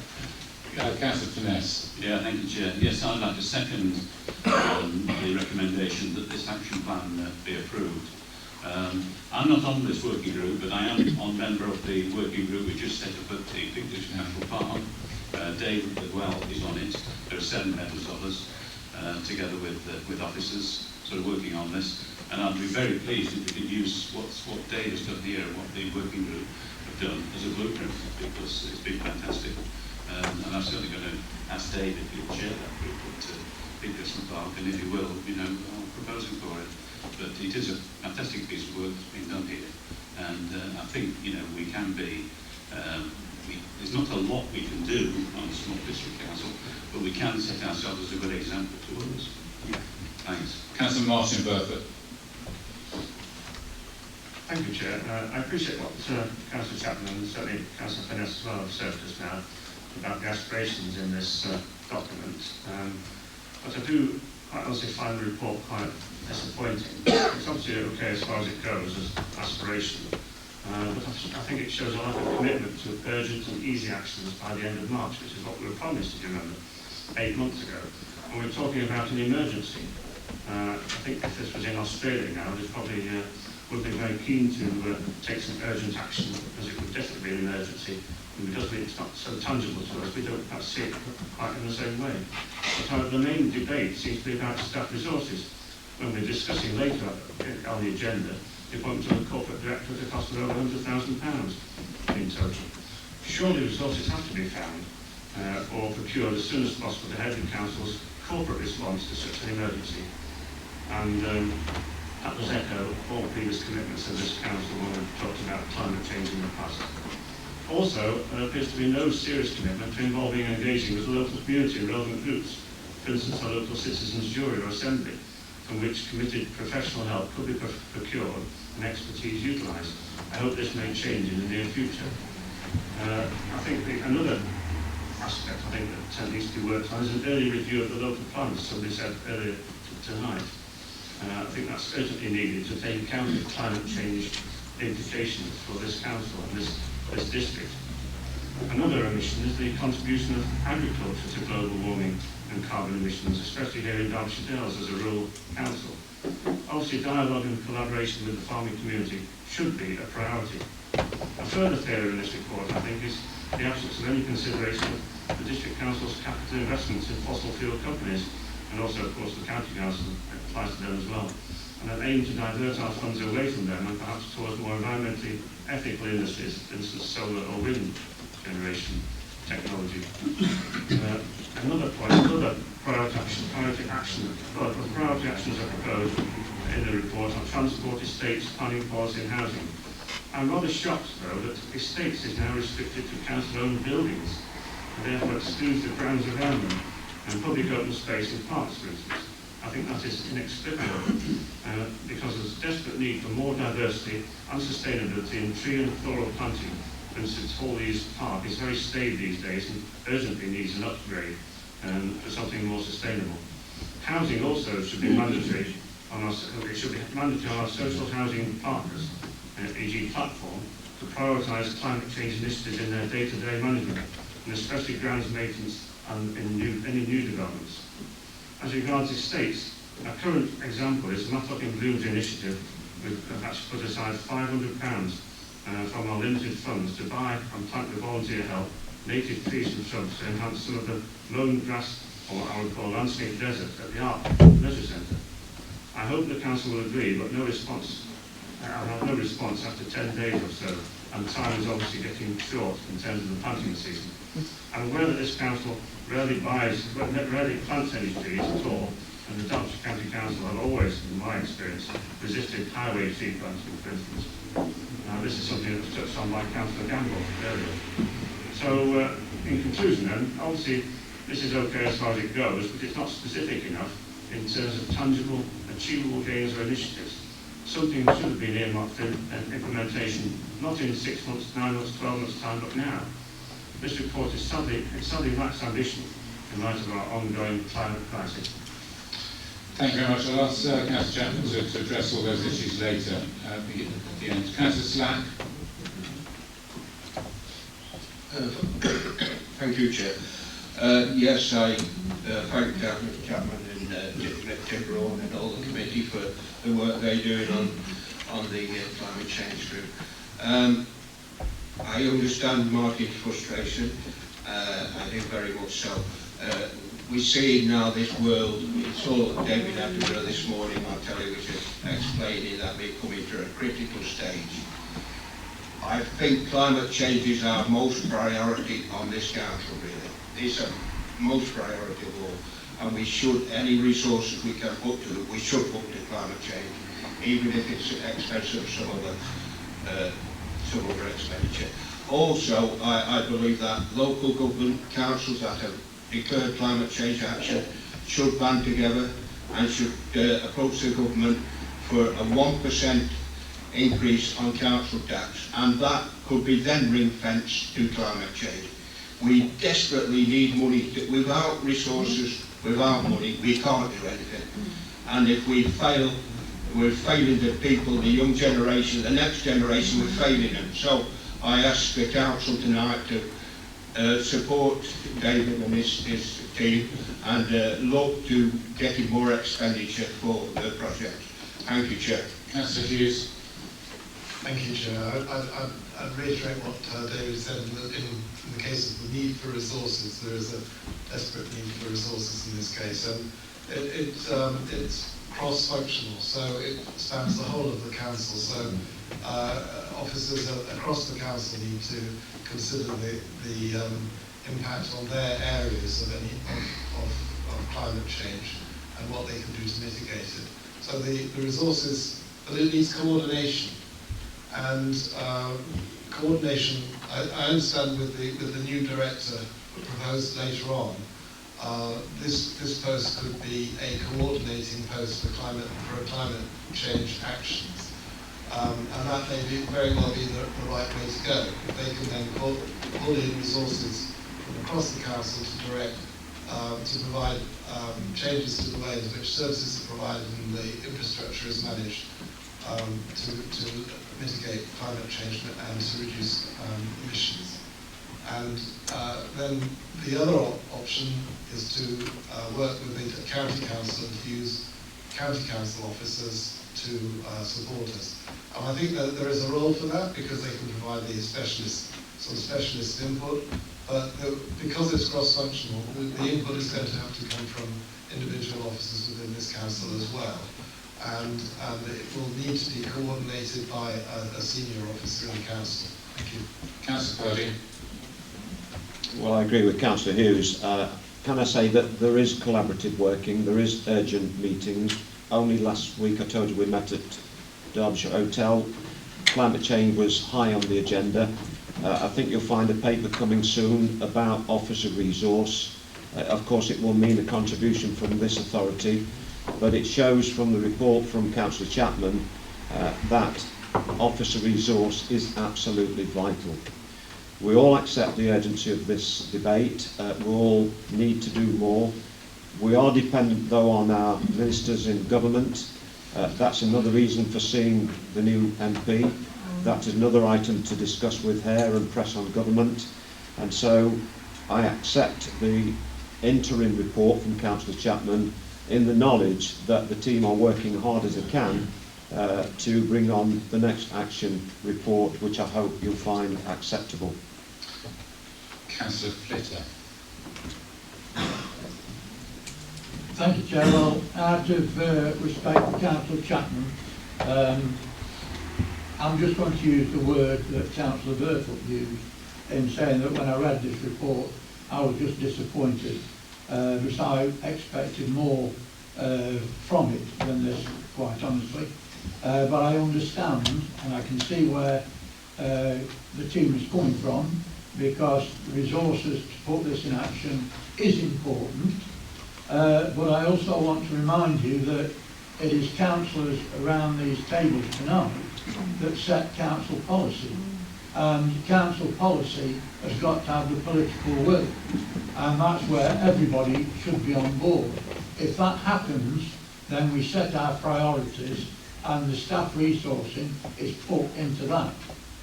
Finally, when you talk about priorities, when you move it with limited resources from one area, you're going to leave something else off. And that's where it's important. But on this tonight, I mean, we talk about council-owned buildings, and we talk about transport, which is pretty basic. That's what we know we've got to do as a council. But what does concern me a little bit is the planning guidance. And I want to be assured that anything that we put in place in an SDP or you know, for planning is actually going to be strong enough, because we all know that planning is favoured towards the developer these days, and our officers cannot demand what they should be demanding, which is the best for local people. And I think that's important. We've got to get that right, and I'd like to be assured that we can word that is legally watertight and it is defendable when it goes to any appeals. The other side of the equation is, of course, the housing guidance. And knowing social housing, it's very, very difficult to talk to them about anything these days. So how are we going to put across the message that we want to put across in the building of housing which is cost effective, let's put it that way, and doesn't always include safeguards for climate change. I really need to think that there's a problem there, and we have to get in touch and try and persuade the housing corporation as well as the housing companies to be able to put this message across. Because without that, I think it's just words on paper again. If we're going to want action, we've got to get the support from these people at a higher level. Councillor Bright, we've got lots of people that want to talk about this one, so if you could keep your comments pertinent, I'd be very grateful, because we've got a long agenda. Yes, Councillor Bright. It's really to sit on this committee, and I have to say that councillors have to understand that it's the equivalent of turning a supertanker, what we're trying to achieve here. We have processes that have been in place for decades. We are trying to change them. We can't just do that. And you have to understand that we are doing our best with the resources we have. Well, you can shake your head, but it's true. We are doing our best. We're doing our best. If you want to help, feel free to join the committee. No, I'm just a bit annoyed. We've done a heck of a lot of work. We've done very much. We come in twice a month. to try and get this moving. And Councillor Hughes is fantastic, and all the people in the community are fantastic. We are doing our best, so I'd like a little bit more positivity. Thank you. Councillor Pauling. Yes, Chair, a bit of a comment followed by a question, actually. I asked one of the members of the committee a while ago why we were not getting any agenda or minutes on the members' portal so that we could read what was going on, apart from having to wait to read when a report like this came along. And I was told it was a matter of, we didn't even have enough resources to provide a secretary to take notes for minutes and to produce an agenda. So that's a really difficult situation when you're trying to run something that is so important, you haven't even got that resource. And yet, this evening, some members have decided to take up an amendment to a motion which is going to involve officers in more work. You know, it just doesn't cut the mustard with me. It just doesn't. That we can not think of what officers have got to do, enough to give them more work, but not give them resources so they're overworked on a committee that we find so important. So my question at the end of the comment is, could we at least find the resources to give them some kind of secretary while we're looking for other resources to do all the wider work that these people who are working really hard, and we acknowledge that, are doing? Councillor Salt. And I would like an answer to that question, please. Yeah, temporary writer. I can answer that, Chair. The most recent meetings have been provided with some secretariats. They are productive meetings. There isn't necessarily a formal agenda produced before each one, but there are notes of the meetings. I'll speak to the person who's taking those notes and see if we get them on the members' board. Thank you very much. Councillor Salt. Thank you, Chair. I started thinking about this earlier in the evening, thinking about what Councillor's reaction would be to the report. And I reckon I could have written Martin Burfoot's speech for him, knowing full well what he was going to say. What I would say is, we've had two responses very similar from that side of the room. One was entirely negative, and the other one was supportive and constructive. And there's a big difference. And I think what certain councillors have got to remember is that we are, all right, turning the super tank around, we're building something from scratch. There's nothing else like it in this council. It's never existed before. It's not easy. And it's all very well to say, why aren't you doing this, why aren't you doing that? We could come up with these ideas, put them before the committee, everybody can vote on them, and we'd all set up at a great pace. Then you look behind you and think, well, there's no resources. Nobody's doing it. There's nobody there to do what we're asking them to do. So we're building this on a strong foundation. The foundations that we're putting in for the climate group, I think, are very strong, and the roadmap to where we're going with it are also very strong and very direct. And when we get underway with it and the pace quickens, we'll have the resources, we'll have the backing, and we'll have the foundations to build on what we've done. That's the way I look at it, but I welcome pressure from all sides. Councillor Butter sits in the committee and he puts pressure on us because things don't happen quick enough, and that's exactly what we want. We want pressure, we want things to happen fast as we can, and we're doing it as fast as we can. But you've all said exactly the same thing. The resources need to be there. What I would say, in terms of those that have or look after or think about the resources, it's a mindset change. It's not a new thing, or we're not turning something around in that respect. It's a mindset change. It's never existed before in council. You have to change your mindset from thinking, oh, we're going to find money, ooh, a lot of money that is, to we're going to find the money. We have to find the money. It has to come from somewhere because it's going to happen whether we like it or not. So that's all I want to say. One thing I will say is please keep up the pressure. Please keep up asking the questions about the committee, and anybody who wants to come along and have a look at what we're doing and see what we're trying to do. And your ideas are always welcome. Thank you, Chair. Councillor Wayne. Oh, thank you. Thank you. I don't know where I'm going to fall on Councillor Salt's assessment of councillors, but basically, when I read the report, and I do appreciate that everything that everybody's doing, and Tim and the members of the committee, I talk to David regularly about what you do, and it's very well received and appreciated. I'd like to say that. But obviously, 8 months down the line, and I realise what you're saying about resources. I looked up today what the dictionary definition was of an emergency, and it's interesting that it's an unforeseen occurrence or combination of circumstances which calls for immediate action or remedy. Obviously, when this was brought into being, it was they didn't have a climate change at that time. But what I'd like to say is the point, unsurprisingly, on the local plan. And basically, after the tragic flooding to our communities and substantial amount of evidence suggesting that recent floods are likely caused by water runoff, why are we not considering an urgent review of the local plan? And why is it not being treated as urgent for immediate action as the definition? And when there is a review of the local plan planned, I appreciate what Councillor Purdy said about lobbying government, because that is important. We do need to get them to introduce legislation and funding to help us along.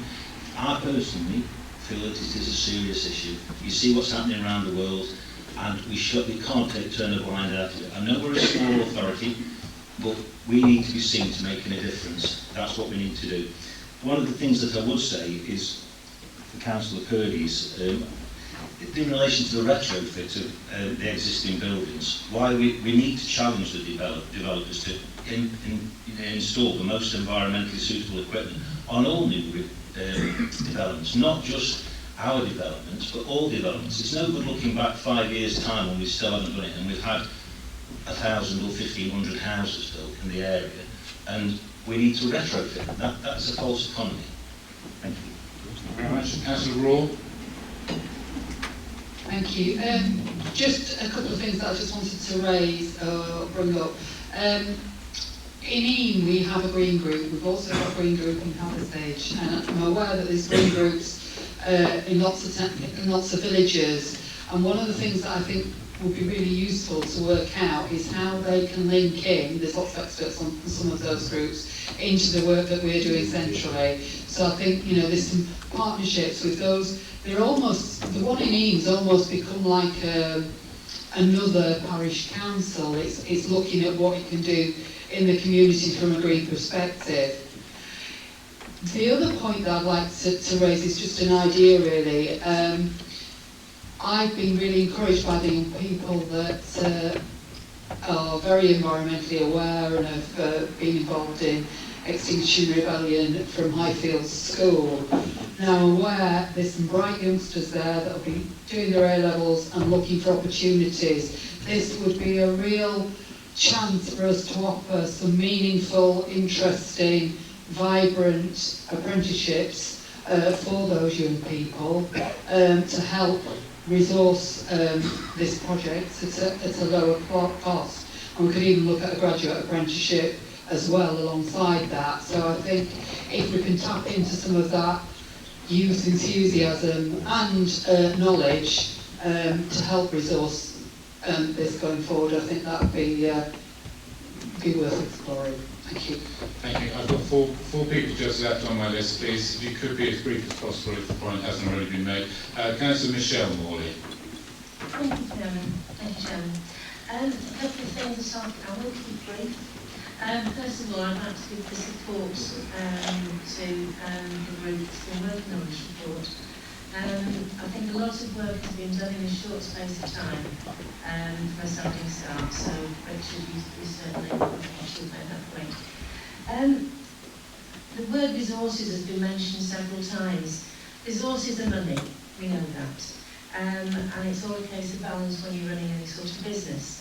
And I think we have to be very careful about the resources. While I wholeheartedly support the climate change is necessary, we don't want it to affect the frontline services that our Derbyshire Dales Council currently offers, because that's going to be detrimental to all of the residents. Today on the news it was good to hear that the National Farmers Union have welcomed the agricultural bill, and I'm not going to use the word support, I will use the word monies to help them along, and that's been very welcome. So the comments about the government should do something, then give them a chance. They have done something today, and it was disappointing to hear from one colleague who said the gardens in Matlock need redoing, they're tired. Well, it's winter, but apart from that, I think resources are so stretched, funding perhaps isn't on highest on the agenda. Thank you, Chair. Councillor O'Brien. Thank you, Chair. Firstly, I want to just echo what Councillor Salt says and say to Martin Burthorpe and colleagues, we welcome your criticism. We don't come here looking for pats on the back and telling us how well we've done. We want you to come here and tell us what we should be doing. You're right, it is an emergency. So keep criticising us, and we'll take it on the chin and we'll get on with the job. Just to reassure you, though, we are meeting on the 10th of February to take the first steps to looking at how the planning regime in the council will respond to the climate emergency. 11th, sorry, the 11th. Yeah. Tuesday the 11th. So that's the first step. So hopefully we're going to make some progress on that. And the group is very clear about how it wants, the principle of how it wants planning to respond, and we're going to see what we can put that into practice. On the 10th, which is a Monday, we're meeting specifically as a group to look at the business case, or that's the ground actually. I think we're looking at defining what resource we actually need to drive the agenda forward.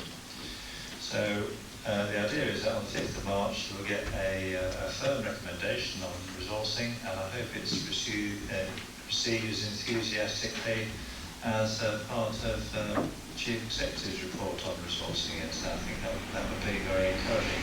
Well, that resources about a doer, not really about a coordinator or a manager. It's about someone who can actually do and drive the agenda forward. Councillor Super, thank you, Chair. First of all, could I congratulate Tim for this report? It was a big ask of him, given that his workload is extensive. So I do thank him for that, and the other members of the team. Now, people who've known me on this council for quite a time know that I'm a huge fan, says she, of strategies, policies and rhetoric, not.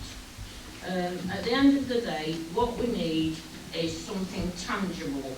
Now, the public may read these reports, but I somehow doubt it. They may listen to this on the YouTube, they may do, but at the end of the day, they want to see some action, and I hope that that's what the aim is. We are in an emergency, and we've got to do something quickly. Now, I'd like to see some, and I hope we can see some very easy wins. I've had lots of people say to me, Sainsbury's in my plot have their lights on 24 hours a day. Can I suggest to the committee that we get in touch with retailers, and if it's at all possible, can they switch off their lights during the night? Sainsbury's is 24 hours a day. That can't be necessary. So it's all about tangible results. It's not about the rhetoric. It's not about the strategies and the policies. It's about doing things and being seen to have done things, so that the public are aware that we take this very seriously. Councillor Mike Ratcliffe. Thank you, Chair. I'll be very quick. As the original mover of this motion, I thought it was understood at the time that it would need resourcing and finance. So I'm slightly surprised that we've only come to this realisation now, 6 months on, that is required. But I'd like to ask a direct question of Councillor Purdy, if I may. Having an awareness of the motion that was delivered to the county council and their watering down of it, and indeed the final statement that I think, if I'm right, accepted that things had to be in place by 2050 rather than the 2030 that we've adopted, would seem to me to set up inherent problems about working with them. And I would, if you wish, Gary, just to comment on that, whether you foresee any problems because of their slightly, well, no, but more than that, substantial difference from us. Councillor Purdy. Thank you, Councillor Ratcliffe. If I had the graph available to me from the report from County Council, it shows a significant drop-off where the aim is to get carbon reduction significantly reduced. And I can't remember the year when that is, but it's not too far away. So that's a report that's come out from County, and that's part of the reason why we want to sign up to their framework. They may have a different end date to us, but we're all working towards that aim of getting that carbon reduction significantly reduced very quickly. I don't know if Dave can, Councillor Chapman can remember when that drop-off point is. I can visualise the graph now. I want to add as well to the debate that we need a strategy. I hear what Councillor Rohr is saying, and she's quite right. There are many cogs working out there. I'm pleased to see Professor Martin here tonight, and I'm not wanting to embarrass him in any way, but we've been very blessed with the expert help from Stephen, and we're working with him very closely. But we need a strategy, and that document is also being worked on by County Council, which we intend to adopt, given that it's got to be pertinent to us as well. So I think, yes, I hear what you say about that initial watering down, but they've certainly come on board very quickly, and I would just wish I had that graph available that shows that quick drop-off, so I hope that helps. I do appreciate what you say, but it just seems to me that they would have less urgency than ourselves. No, I can assure you that we are working collaboratively, closely together, and only last Friday at the D2N2 subgroup meeting was this issue high on the agenda, with everybody recognising that there's an urgent push for it. And in fact, in the afternoon D2N2 meeting, we had very good representation and PowerPoint presentations from such as Rushcliffe Borough Council and what they're doing, and also on the well-being of people in this debate. So there's an awful lot of work going on at the moment in the background, not only with just our climate change working group. Okay, thank you very much. I need to put this to the vote now. You just 1 minute, please, Councillor Chapman, just to sum up. Okay, just to go through a few things. Martin, sorry, I'm going to join the attack. Your comments sound as if you'd made them before you read the report, to be quite honest. Farming, it's not, read the remit. The remit is Derbyshire Dales District Council to bring in farming. That's not part of the remit. That will be on the agenda for the Peak District National Park, but it's not here. We maybe next stage, but we haven't got the time to dedicate to that now. Energy usage and fossil fuels. Read the Council on Buildings part. That's exactly what we're doing. We're going to assess all the council properties, what fuel they're using, can it be changed, can it be renewable, and that's one of the priorities. Your list of wants, your list of plantings, it's all fine if we've got the money to do it. So if the resources come, that's what we'll do. It would have been easy to come tonight and say we're going to put EV units, we're going to put solar panels, we're going to plant trees, we're going to this. We're working towards it, but we've got to be realistic and pragmatic about it.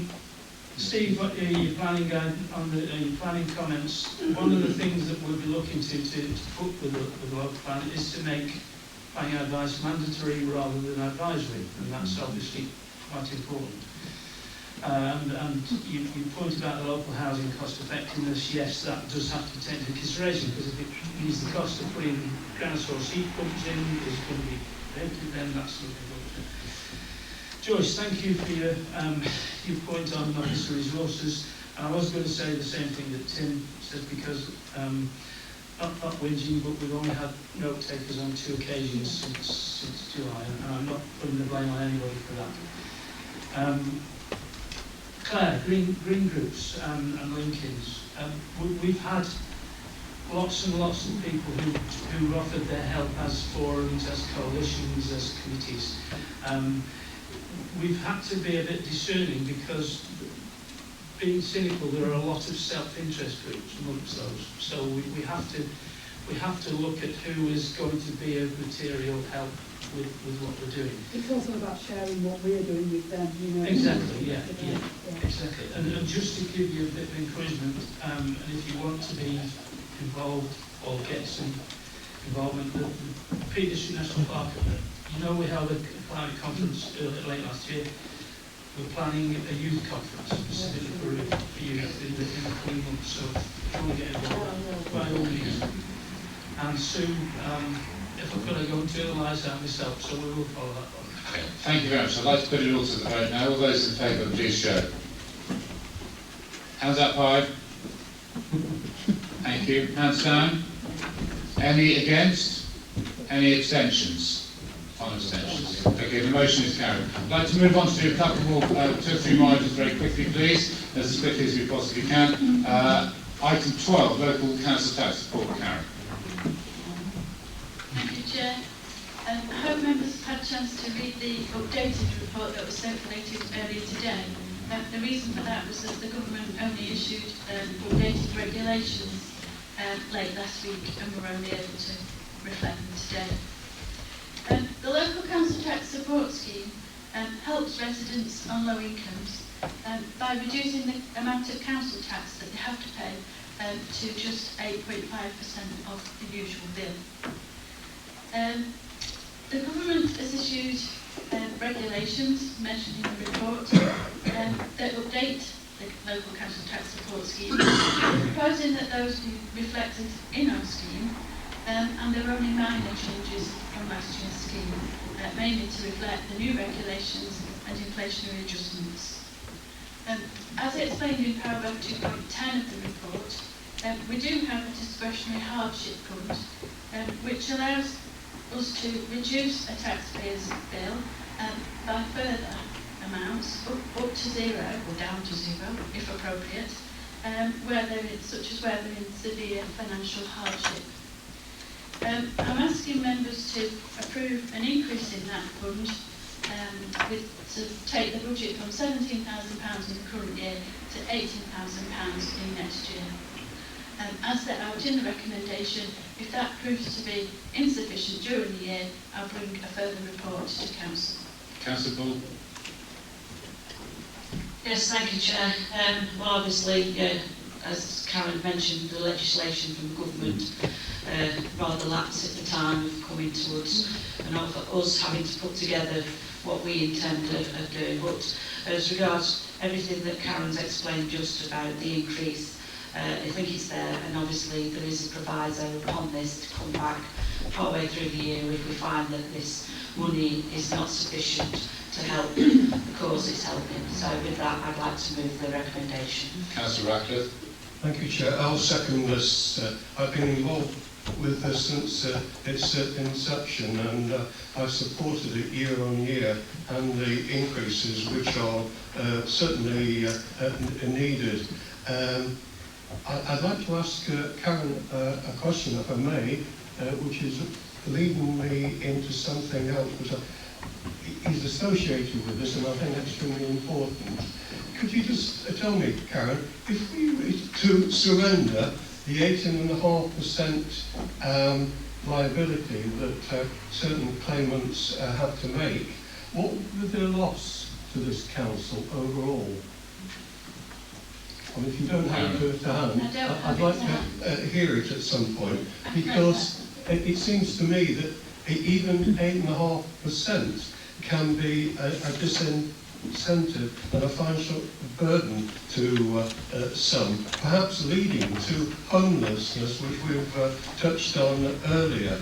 And no doubt you were aware, Karen, that the government fairly recently, I think, announced that it was making available 263 million to help councils tackle homelessness and protect families in the private rented sector who might be at risk of becoming homeless, and indeed becoming claimants on this particular scheme that is so important in our council provision. I can certainly can let you have that figure, I don't have it to hand. That's fine. So you mean if we abolish the 8% and Yes. reduce people's What bills would to we zero lose? Yeah. for those in hardship? Yeah, Yeah. I can let you have that. Yeah, thank you very much. Councillor O'Brien. Sorry, just to say, I apologise for not declaring a non-pecuniary interest in this item. So, an extended member of my family benefits from the hardship fund. Right, okay, thank you. Councillor Raw. Just following up on Mike's point, can we also look at the cost of administration? Because if, you know, you're looking at the 8%, how much does it cost to actually collect the 8%? Thank you. Okay, well, nobody else on my list to speak. All those in favour, please show. Okay, thank you very much. Item 13, local offer for children in care and care leavers. Tim, please. Thank you, Chair. Hopefully this report's a bit of good news for members. Long-standing members might recall that back in January 2019 we had a gentleman called Terry Galloway come and talk about his personal experiences of leaving care, and he says he wished answers to care in terms of offering council tax discounts. And those members will recall that we agreed to offer those discounts at that time. You may or may not be aware that Paul took it on himself, our Chief Executive took it on himself to advocate on that issue at the County Council, at the County-wide Chief Executives Group. As a result of that advocacy, a county-wide officer group was set up to consider how councils could work together to offer a basic level of assistance to people leaving care. That group's been, I'm your representative on that group. That group's worked very well, in my view, and has come up with an offer in 4 key areas where district councils can have a positive role. If you read the report, you'll see that there is a corporate parenting role that exists for the county council, and that districts and boroughs are encouraged to help with that corporate parenting role by adopting those 4 key areas of interest. Terry Galloway sat on that group, along with representatives from the county and all the other districts, and what's in front of you today is what that group has come up with and is approved by all, including Terry. So the key areas that we're looking to adopt are in terms of what's called wellness and participation, which is the active fostering scheme, enabling care leavers to have access to our partners' leisure facilities, our leisure facilities. That arrangement's already in place. We're already doing that as our food and leisure. There's a key offer there in terms of employment, offering care leavers opportunities to apply for apprenticeships within the council, and to encourage our partners out there in the private sector to offer the same opportunities for care leavers. And again, we're happy to, officers are happy to sign up for them. In terms of accommodation, there's an agreement in the offer to ensure that care leavers are consulted over their offers, to ensure that care leavers from Derbyshire will automatically granted a local connection in the area, and that they'll be treated as priority in terms of offering accommodation. The final bit that's in the offer is what you've already agreed, which is to offer the council tax discount. You can be proud of yourselves as well, because we've actually offered over and above the county-wide offer, in that we offer care leavers from anywhere in the country that discount, not just from Derbyshire. The final bit of the report deals with the care leaver covenant. As some of you might remember, the Armed Forces covenant we signed up to. By adopting those 4 principles, we're eligible to sign up for the care leaver covenant as well. I can tell you that partners around the county are doing this. The county council colleagues are very pleased with us, as is Terry on behalf of the care leavers themselves. So I'm happy to answer any questions. Okay, Councillor Froggatt. Thank you, Chair. Having worked for quite a few years with children and young people in care, this funding is essential. So I'm quite happy to move this report. Thank you. Councillor Ratcliffe. Thank you, Chair. I'll second the report. Just a quick question though, Tim, if I may, which relates to paragraph 2.14, 2.15. Can you just confirm for me that the free access to leisure centres scheme is applying to Freedom Leisure and is continuing? Yes, it has. That's fine, thank you. Councillor Slack. Thank you, Chair. Yeah, I 100% support this, Chair. Many young people, when they come out of care, are probably, they don't understand how to pay their bills, they don't understand quite a lot, and they do, and I'm very pleased that we can support them. and I'm very pleased that the council is doing this, and over and above what they should do, so very good indeed, thank you. Councillor Flitter. Thank you, Chair. Well, it is good news, this, and it's very worthwhile that we take on this type of service. But I'm just looking at the financial risk, which is of course low, because it's not expected to result in a significant increase for this council. If that changed and there was a financial input over and above what we do expect, will that come back to this council for a decision with a business case, or will it be under delegated powers? Okay, thank you, Chair. The county-wide group is continuing and intends to monitor the effectiveness of this scheme. There have certainly been concerns expressed by other districts and boroughs in relation to the potential impact on them. As you'll see from the table in the report, some boroughs have considerably higher numbers of care leavers than we do. In terms of the things that we're offering, what's in place for leisure already exists, is covered in the contract we have with Freedom Leisure. Okay.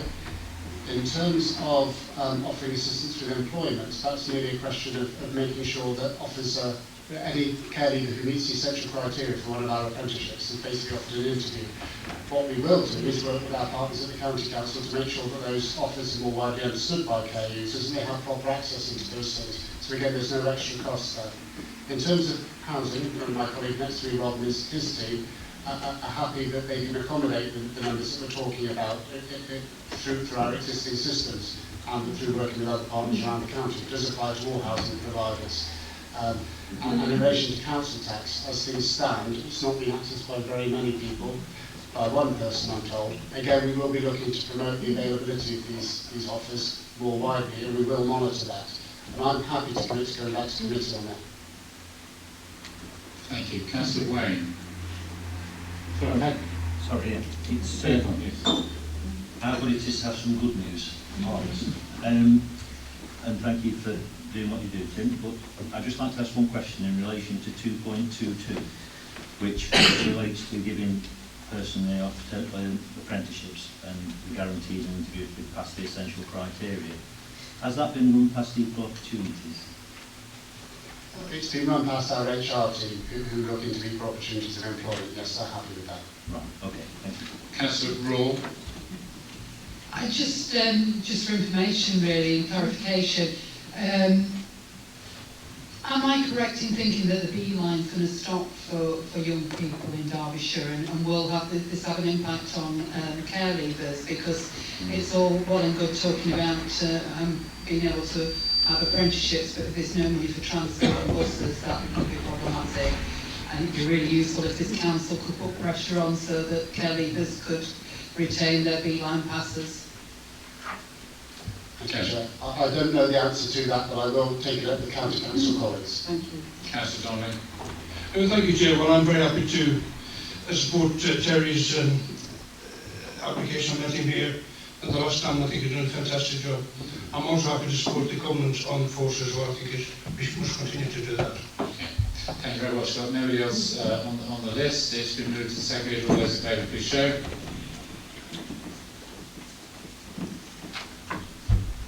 Probably with one abstention, Chair, for temporary absentee. Oh, right. Okay. Thank you. Okay, that's carried. Can we take a 5-minute break now, please, ladies and gentlemen? Okay.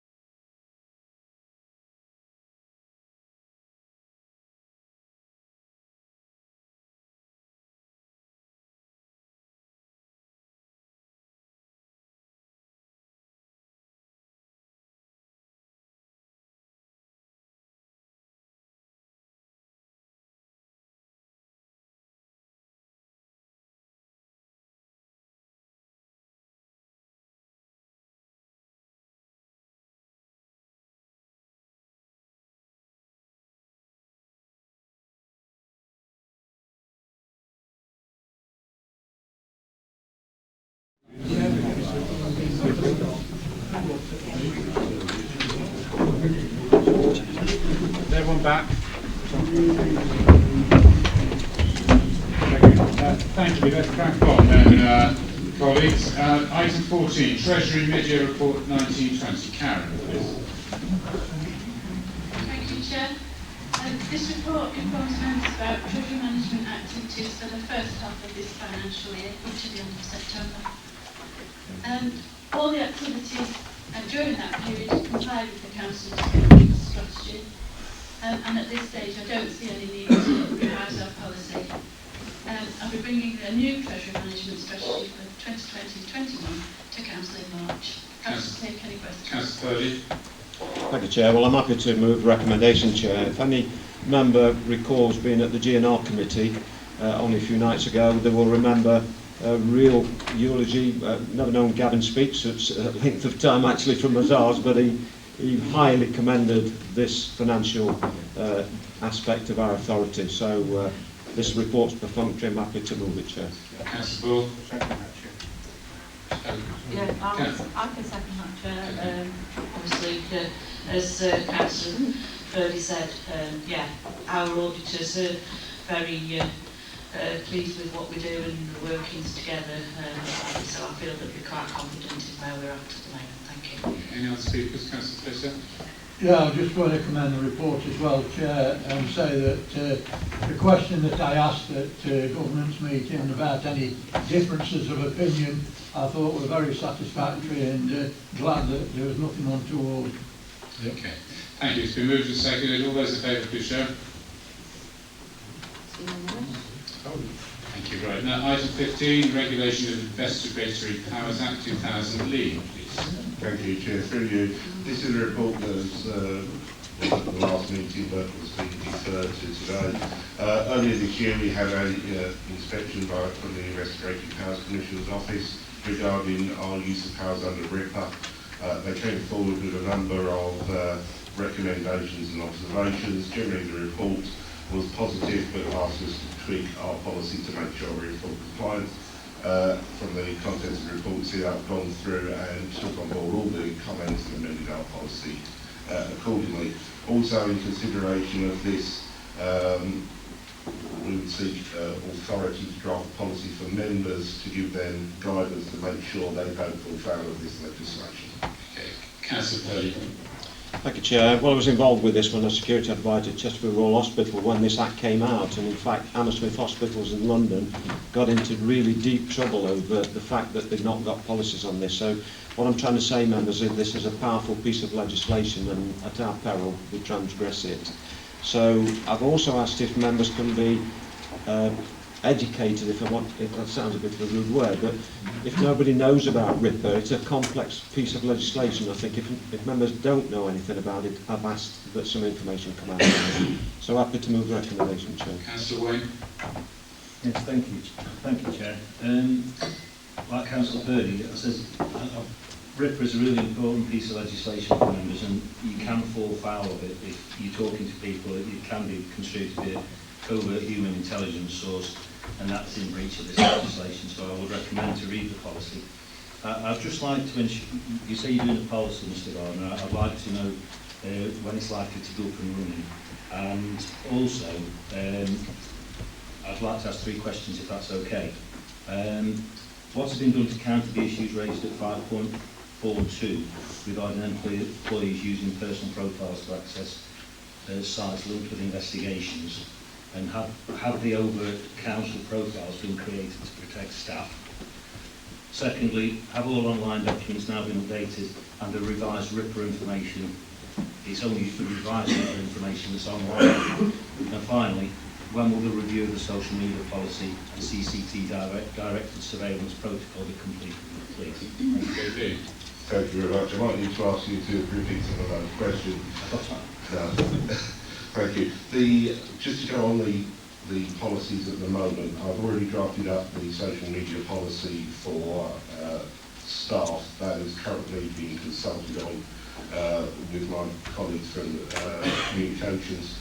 Hopefully that can be completed very soon. Once I've got that in a state-level agreement, then I will start work on the one for members. I would hope to get those completed in the next couple of months. Just Remind me. Yeah, there's the CCTV direct surveillance protocol. Right. Off the top of my head, I need to check it. No, I'll get back to you tomorrow. Yeah, no trouble at all. And the last one And was? the online documents, because there was an issue with online documents, wasn't there? They were out of date. Yes, the RIPA forms that we were using and the online documents, that's all been linked into the policy that you have. So when it comes live, anyone can then hit the link and take them to the government site for the correct, up-to-date documents. Can I just come back on one thing, Chair? That's right. Now, are you seconding the motion? I will second. Thank you. Thank you. That's very kind. Thank you. Can I just put a recommendation forward that when I first came into the council, we had some very comprehensive training, but there was nothing really about this issue. And I do think it is a very important issue. So on the next series of people coming to the council, can we put it that we do use RIPA legislation in the training programme, please? Thank you. It's been moved and seconded. All those in favour, please show. Thank you very much. Item 16, approve the District Council's Code of Conduct for elected members. Sandra. Thank you, Chairman. This item has been deferred since the last meeting of Council. You would recall some time ago that I consulted you on any potential improvements to the Code of Conduct. And this report is to address those issues, but also to respond to an internal audit report which asks us to reconsider reinstating the register of gifts received and declined on hospitality. There isn't a national code of conduct, it isn't a universal provision, and in my view, this district council doesn't warrant its introduction. But I think what the code does need is to be aligned to the employee code of conduct, where the basic principle is that you should not accept any gift, and hospitality should be very clearly defined. So in the amendments to the code of conduct, I've lifted what applies to employees who also are not allowed to accept gifts and are only allowed to accept hospitality within certain guidelines. And I put that to you for adoption with immediate effect, Chair. Okay, Councillor Zuber. Yes, thank you, Chair. I'm prepared to move this. I think if we adopt this policy saying no gifts of any sort, and I think we can all know that we're safe in what we do as members and staff alike. Thank you. Councillor Wayman. I'd like to second that, please. Thank you. Councillor Donald, do you have anything to add? Anybody else? It's all been moved and seconded. All those in favour, please show. Thank you very much. Item 17, Resilience Resources Priorities. The Chief Executive, please. Yes, thank you, Chairman. As Head of Paid Service, it's my responsibility to inform Council of the staffing resources required to discharge the functions of this authority. It's also my responsibility to reflect upon the future ambition of the Council and advise whether we have the resources in place to deliver on your collective ambitions. Once approved, the new corporate plan will clearly establish the Council's priorities for the next 4 years, and the organisation needs to be in a position to deliver on those priorities. In addition, we must ensure that our core services are appropriately resourced in order to deliver the service our communities expect. As members will be very much aware, during the last 12 years, year on year, this Council had to deliver over £2.3 million worth of savings and efficiencies and fundamentally review the way that we do things in order that we can deliver a balanced budget, which we are legally required to do. This is against a backdrop of increasing demands for services, both from residents and members. Those demands continue to increase and are unsustainable in some service areas. In 2012, the District Council employed 391 staff. Today, we employ 213. Even taking account of the leisure outsourcing, the organisation still has more than 40 fewer staff who are delivering frontline services than it did in 2012. That includes 2 corporate directors, which we used to have and we no longer have, and 1 head of service. And I will discuss the issue of strategic capacity later in my report. Now, whilst that reduction in headcount has been necessary in order to deliver balanced budgets, whilst also seeking to minimise the impact upon our communities, there has been a significant impact upon staff, both in terms of customer expectations and increased workload. Now, as Karen has advised members quite rightly, considerable financial uncertainty continues to exist beyond 2020-21, and there is a need to proceed cautiously in regard to any new long-term financial commitments.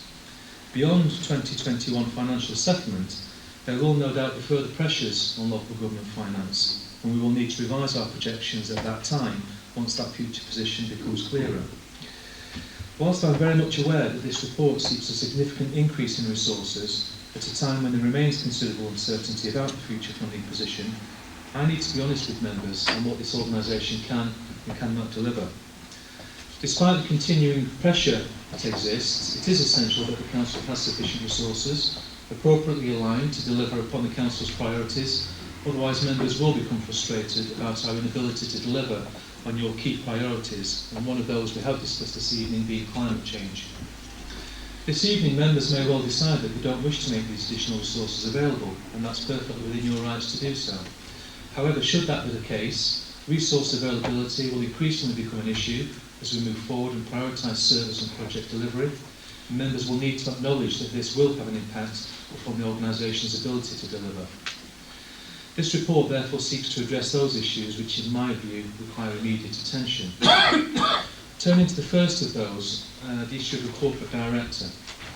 The background to the corporate director role is clearly outlined in the report. It's a position which sits above the current heads of service and below chief executive. Previously, this role has provided strategic capacity to the organisation and also deputises for the chief executive as and when necessary. It is a role which members themselves noted as part of the recent peer review and specifically asked that the matter be revisited. It was a role which was introduced as part of the 2013 peer review. The corporate leadership team agreed this role does need to be revisited. In the period 2013 to 2018, the corporate directors that we had delivered a number of strategic projects without impacting upon the heads of service who were able to continue to focus on delivering the services and improving their own service areas. To give you some examples, these projects included the ABC lease renegotiation and transfer of operations. That delivered significant financial savings to this authority, but it involved 2 years' work. Stage 1 of the leisure outsourcing was undertaken by the corporate director. Again, that involved 2 years' work. The 2013 car parking review took 12 months to review. The local plan strategic coordination, all in all, from start to finish, that was 4 years' work, which was coordinated by a corporate director, but clearly undertaken by the planning policy team. And then we have stage 2 of the leisure outsourcing, which ultimately led to the corporate contract by Freedom Leisure. Again, 2 years' work. The Council clearly has other large-scale strategic projects that it wishes to progress, including climate change and commercialisation, to name but 2. However, at the present time, there is no strategic resource available to assist in the sustained delivery of these strategic initiatives. The latest re-tender of the waste contract has taken 18 months of resource, so far with significant impact upon the capacity and availability of the Head of Community and Environmental Services and the Head of Regeneration and Policy. Heads of service do not have capacity to divorce themselves from the delivery of their services for such sustained periods without it having an adverse impact. If members wish to progress with such strategic projects, they need to be adequately resourced. In regard to corporate services, the decision of the Head of Corporate Services to retire in May 2020 needs to be addressed immediately. This is a key position within the Council, and the Council needs to source the best possible talent available. That can most effectively be undertaken by using experienced recruitment consultants who target candidates of the calibre required, whilst minimising risk to the Council of making a poor, inappropriate appointment. The retirement of the Democratic Services and Electoral Services Manager also needs to be addressed immediately, in order to provide resilience and transfer of knowledge in good time for the May 2021 County Council elections. In a very short space of time, this Council will lose its 2 most experienced election staff. That matter must be addressed. In terms of estates, it's long been recognised that the demands placed upon our estates and facilities team by members, town and parish councils and external partners far exceeds the resources that are available. If we are to deal effectively with these requests for service and assistance, resources need to be increased. In regard to environmental health, the environmental health team could not operate as it does were it not for the fact that the Head of Regulatory Services is professionally qualified and has vast experience in such matters. However, this situation is not only unsustainable, but it also poses significant risks in the event that the Head of Regulatory Services were to leave the organisation.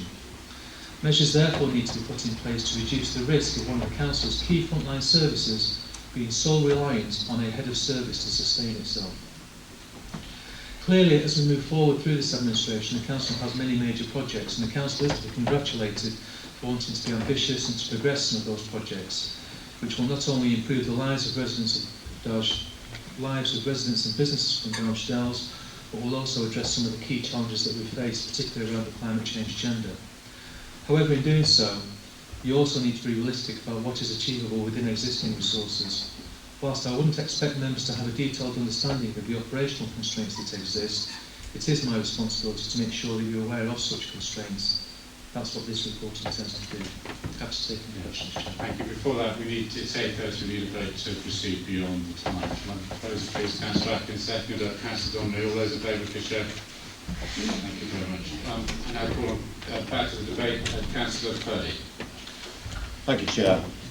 Well, this is a very significant report, and it's quite correct that the Chief Exec should bring it before us. Those of us that have been on Council before 2010 will have enjoyed some very positive days with some projects that this Council really hit above its own weight, the building of the Ark, and then, of course, you all remember the note on the Treasury desk, there's no money left. So since then, members along that route have had to make some very painful decisions. And up to recent times, particularly with the waste contract, I know that many of you members have shared frustrations with the lack of being able to access emails to the CLT team because they were so tied up. So that example graphically shows the strain that this authority is under. I think also we've heard tonight quite succinctly the lack of resource, particularly to the climate change debate. So I wholeheartedly support the Chief Exec's report, and I hope that you will too. This town hall is going to be a sad place when Miss Lamb goes. We'll debate that when the time comes more near, but she's given 41 years of extremely dedicated service, and I was very saddened when I heard that Sandra had said it's time to go. No organisation stands still.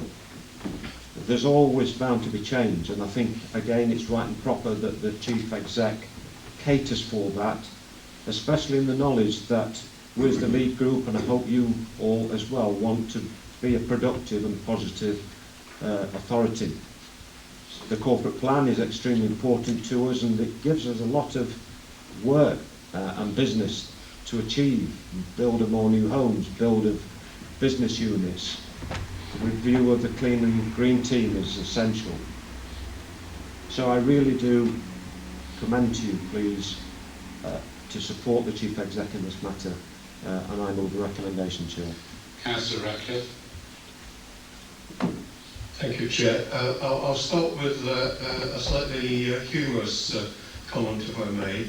But just to say that I did at first have reservations about elements of this report, but I'm persuaded, having heard debates on other agenda items this evening, and gleaned from that a position that I'm going to adopt in respect of the completeness of this report, as it were. But just to say initially, I know that tributes will arise at a more pertinent time for say thank you to Sandra, but I've never taken the dedication or hard work of staff here for granted. And I think Sandra's contributions that seem to exceed anybody here this evening in terms of the length of her contributions, does deserve a mention. I'd like to think that perhaps a blue plaque could be, or perhaps at the very least, we rename this council chamber the Sandra Lamb meeting room for aging councillors. Speak for yourself. I realise I am actually. but I think I'm in a growing majority. But however, just to return to perhaps that element of the report that will probably entered the most debate about the allocation of 100,000 for a corporate director. I think you have to start your analysis of this by asking yourself, what do we want for this council, and what are our aspirations for it over the next 3 years? Do we really want it to be ambitious, fully functioning, and meet all our demands? Because those demands are increasing. You know, we've heard tonight about the climate change needs, and there are others as well, not least of which have been highlighted within the peer review. And the peer review, to my mind, seems to support the additional resourcing of the council. The staff, of course, of any council are the working engine, and unless you put something into it, you're not actually going to get out what you desire. So it seems to me that the money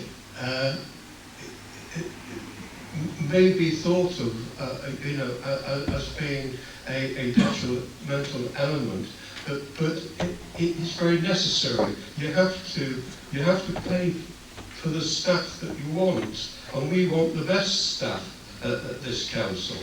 I have been reassured, by the way, that the expenditure for this will not affect any budget allocations or indeed undermine the spending on maintenance and any capital projects as such. It will come out of the reserves, and again I accept that there is sufficient there to meet this. So overall, as I say, there might be initial reservations, but I'm willing to go along with it because I think it's in the best interest of this council.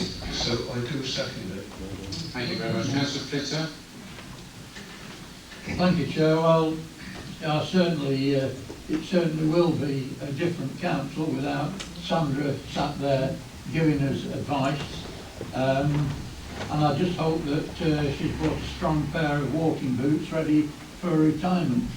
On this, I do take the point of Mr. Wilson and his report, and some of the comments that Mike has just made. We've got some brilliant staff here, and it is becoming an impossible task with the demands of the council and the demands of people in Derbyshire Dales to actually complete the tasks. Because we still get many people saying, what do the council do? And, you know, we have to admit that over the years we've developed into a council that is an enabling council rather than a do council. But I think it goes further than that. I'd go along with everything in the recommendation, but I'd take that item 2, agreeing in principle to the post of corporate director. I don't really see the need for that. I see the need for getting on and doing this work and then coming back with a full report with that in it and explaining exactly what this new director will do, and a lot more information on how the restructure is going to fit in with that. And then my view might have been a lot stronger than what it is now. Because I'm sat here thinking, as a member of the public, yet another tier of management in the council. And it's on management level, it's not the people on the ground that are actually doing the work. So, you know, to get somebody else to organise what goes on is not quite the same. I hope it turns out different than that. But when you think about local people, they're thinking, well, how can the council find £100,000 for this new tier of management? We're going to have to pay for our bins in 2021. You know, we're having to pay extortionate car parking charges. You know, and the list goes on. And yet we can still find the money for another tier of management. That disturbs me in the back of my mind, but I can see the positives that come out of it in where we want to go as a council. But balancing those two arguments is rather difficult at the moment. So I'm hoping within this debate will probably change or steer me into one way of what I'm going to do when it comes to the vote. So I'm still thinking that we should have come at this in a slightly different way, know fully what's going to happen, how things are going to change in the council, and what it would mean by bringing somebody else in. Thank you. Councillor Corley. Yes, thank you very much, Chair. Yes, I'm with Councillor Flitter on this. I would have liked a little more detail on how we're going about this at all levels. We're talking about putting people in at quite high levels and helping out those who are a bit lower down. But if they're stressed and there's things going on there, I'm sure this must flow all the way down. And we're not addressing, or in this report, we're not addressing what might be happening secretarial level or I don't know, ground staff or whatever. And I'd like to see a little bit more about that in it really, because that often gets ignored and they don't speak up for themselves. So I would like that to have been addressed in this report. One of the questions I've got is, could you please tell me when we will expect this final report from the Corporate Peer Challenge? Because I would have liked to have looked at that while we're considering the corporate plan. There are things in this that say we're doing this because of what the Corporate Peer Challenge said, but there are a lot of other things that we discussed when the people came round, our peers came round and interviewed us. And I think those are just equally important, so I would like to know when that final report is coming, if anybody does know.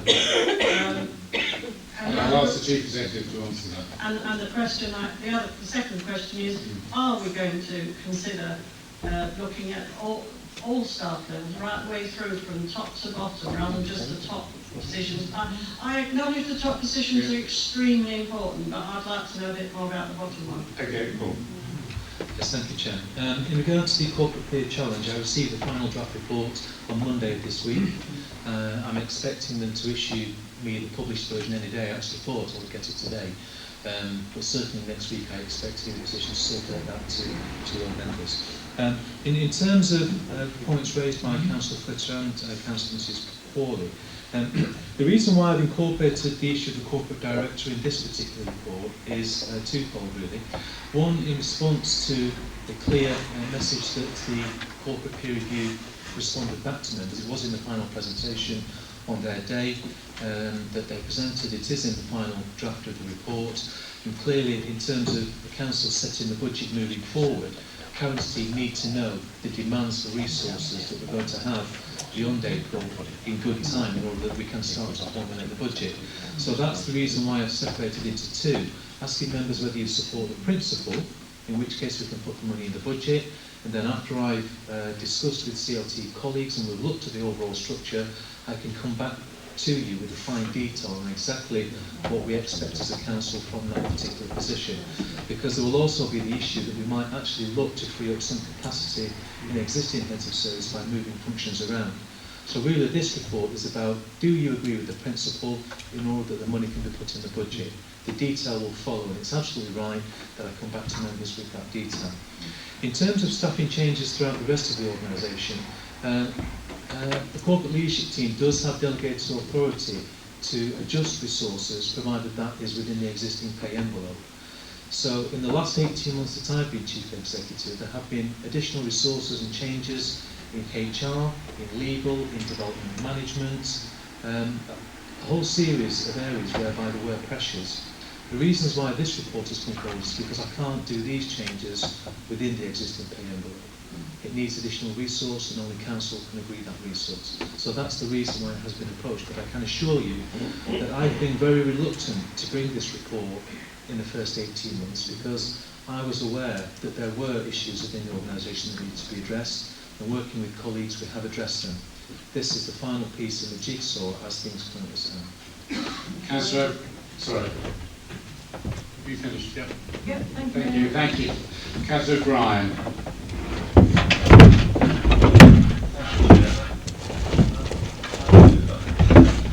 I did find this report very interesting, very stimulating.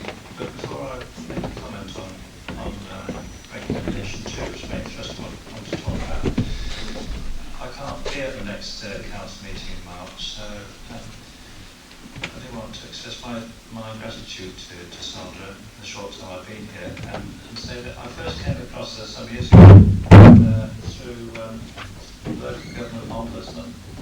Probably was not a happy start in our relationship, and I imagine when I arrived here that the picture on her wall would have a large number of pins stuck in one of the members for the Hans Janine ward. However, I've been very grateful to her support and her professionalism since May, so I just want to take this opportunity to express my thanks to her. Going back to recommendation 2, I have some similar reservations to others, particularly on the timing of this recommendation. We are in the midst of formulating our corporate plan. Now that's a document which guides our priorities, our activities, over 4 years. But what this recommendation is asking us to do today is to commit to spending over £100,000 a year. That's £424,000 over 4 years, plus inflation, in advance of agreeing our corporate plan. Just to me, that leaves a big question mark over the integrity of the corporate planning process. If it transpires that a further 424,000 would be required to support the priorities of the corporate plan, will it be forthcoming? I suspect not. The second thing I would say is that what we know from the local government association team is that members of our CLT, corporate leadership team, currently spend a disproportionate amount of time on operational duties. And it's this that's diluting the strategic management capacity of the council. To me, this means we should be looking at whether we need to commit more resources to those who do, rather than those who manage. In other words, is investing £100,000 a year in frontline staff better value than an executive behind a desk? And I think that is a fundamental question which I suggest needs rather more thought than a vote this evening to put £100,000 a year in the budget. And for that reason, I've asked those who are supporting this motion to consider that it might be more appropriate to consider it once the corporate plan has been agreed. Councillor Bright. I was just about to say, I don't think any of our officers at whatever level don't do huge amounts of work, and just because they're sat behind a desk doesn't mean that they're not 100% essential. We're not a bloated organisation where managers can just swan around and pretty much do nothing. Everyone in this organisation works extremely hard, as was demonstrated with the floods, where you had senior managers going down and filling sandbags. So don't be sort of think that we're getting another manager who's just going to sit behind a desk and do nothing. Everyone in this organisation, as I'm sure the members who have been here for a long time knows, that everyone is hands-on.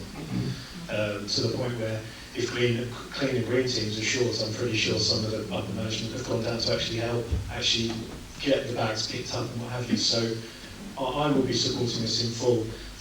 Also for the reason that it can take a very, very long time to recruit this level of calibre of manager. This could take us a year to find the right candidate. I hope it doesn't, but it could. So if we delay it, we could be put into a very difficult situation. Councillor Raw. Okay, a few things. We've heard very strongly tonight that we need resources in for the climate emergency group. And we've got a paper presented to us suggesting that we invest up to nearly 107,000 per annum in a corporate director. The only way I would see this as being acceptable is if this was a corporate director specifically for climate and emergency change, and if that amendment could be made. However, saying that, my preference would be to agree that budget on that specific topic. So for me, it's got to focus on the climate issue, and I'd therefore like to put an amendment to the recommendation, if that's feasible, that the corporate director is there for to drive the climate emergency. So corporate director, open brackets, climate emergency, close brackets. Thank you. Is that a suitable amendment? Does that find a seconder? Doesn't find a seconder. Doesn't find a terrible, so that doesn't find a seconder. We'll carry on the debate. Councillor Hughes. Thank you, Chair. I was going to make a point not dissimilar from Councillor Raw. Really, it was to make some suggestions about what the senior position could be for. So, as Councillor Flitter and others have said, there's no real statement of what the objective of employing a new senior person could be. And it strikes me that there are a few strategic issues that the Council is not able to address at this stage. And as Councillor Raw says, one of them is climate change. Another is the activities of the Commercial Board, which we have seen, and the peer review suggested that we weren't investing enough in the future in terms of new ventures or whatever, more commercial activities that would increase our revenue flow. So those are two areas. I'm sure that other councillors can think of other strategic areas that a senior person such as this could consider. And then we have the position that Mr. Broad and others have faced. We've already recognised that, just using Tim Broad as an example, he's come up, he's been involved in two of the presentations tonight, on the climate change and on the others as well. And that I think demonstrates the work, the extent of work that individuals are having to do at that level. But so I would suggest that just to help out, that this new director could be involved in some of the strategic projects and programs which are cross-cutting, again, like investments and like climate change, that need to come before Council at some stage. And I think Councillor Furness in the previous meeting today was talking about the corporate plan and the need to consider investment in sites, help that the Council provides in investment in individual sites. And I fully concurred with what he was saying. I suggest that, again, this is a strategic issue that could go to this particular person. I'm not suggesting that we should agree that now, but what I'm suggesting is that these are things that should be considered, and I'd be interested in Paul's views on that. We'll get some more speakers in first. Councillor Slag. Thank you, Chair. I do take the Fletcher's point of view. I feel that this is sending the wrong message out to the public. £107,000 a year is a lot of money. We've been talking about climate change and the shortage of resources. This £107,000 could go into climate change, really. I do congratulate all the officers. I know I thank Sandra for all the help she's given me over the years and advice. So thank you, Sandra. And I praise all the officers. They're all first class, but probably more resources could be given to our present officers rather than bring someone in on £107,000 a year. it sends a total wrong message to the public when we're scrapping for money for climate change, one of the most important things in our lifetime probably, and we do it this. I'm disturbed by this, I really am. Thank you. Councillor Wayman.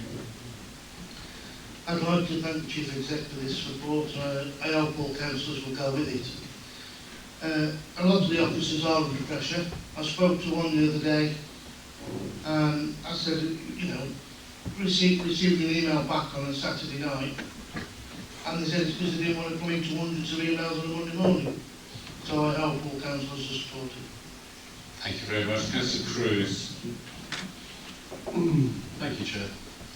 I just want to get some clarity on what we're actually agreeing to today. Are we actually agreeing to trigger the recruitment? I do accept that a senior post like this takes time. I do actually see some merit in there being some strategic capacity, so I can understand that. I think that there's something echoing around this chamber this evening is the view that the public would have on this role. I think we would need to see some very clear deliverables for this role. I think we've mentioned improved revenue through commercialisation. The climate change programme would need to be detailed. So if it was to trigger recruitment today, I would be a no. Although I see the need for the role potentially, I think we need much stronger deliverables around it. If there's going to be a report that comes back with the deliverables around it, then I can see my way forward in terms of supporting that need for strategic capacity in the council. I also think that we need to play it against frontline services and say, actually, would we be better off putting the 100k into frontline services? So it's this benefit, cost benefit versus scenario A, frontline services, and scenario B, supporting this role. I can see there being some merit, but I need to do more before I'd be willing to support it as a trigger the recruitment. Councillor Finesse. Yeah, thank you, Chair. I just want to make sure that I'm fully understanding, because some of the messages I'm getting from across the other side are concerning. It seems to be the case, what people are saying is it's going to cost us another £100,000 a year. My understanding is that the corporate director replaces the head of corporate services. So the addition to the budget is 20,000. Is that not correct? I'll ask Paul to chair now. No, that's not correct, Chair. No? Okay. No. The head of corporate services, the cost of that post is within the existing budget, Council. The corporate director is not currently costed in the budget, hence the reason why this report is coming forward. It will be an additional call on the budget in 2021, hence the reason why I'm asking for the principle to be considered tonight, in order that, if approved, those resources can be put into the budget setting process. So there will still be recruitment for the head of corporate services? That is an entirely separate recruitment, yes. Yeah. Right, okay. Councillor Salt. Thank you, Chair. I was also in two minds when I came into the meeting with that, and I listened to the arguments.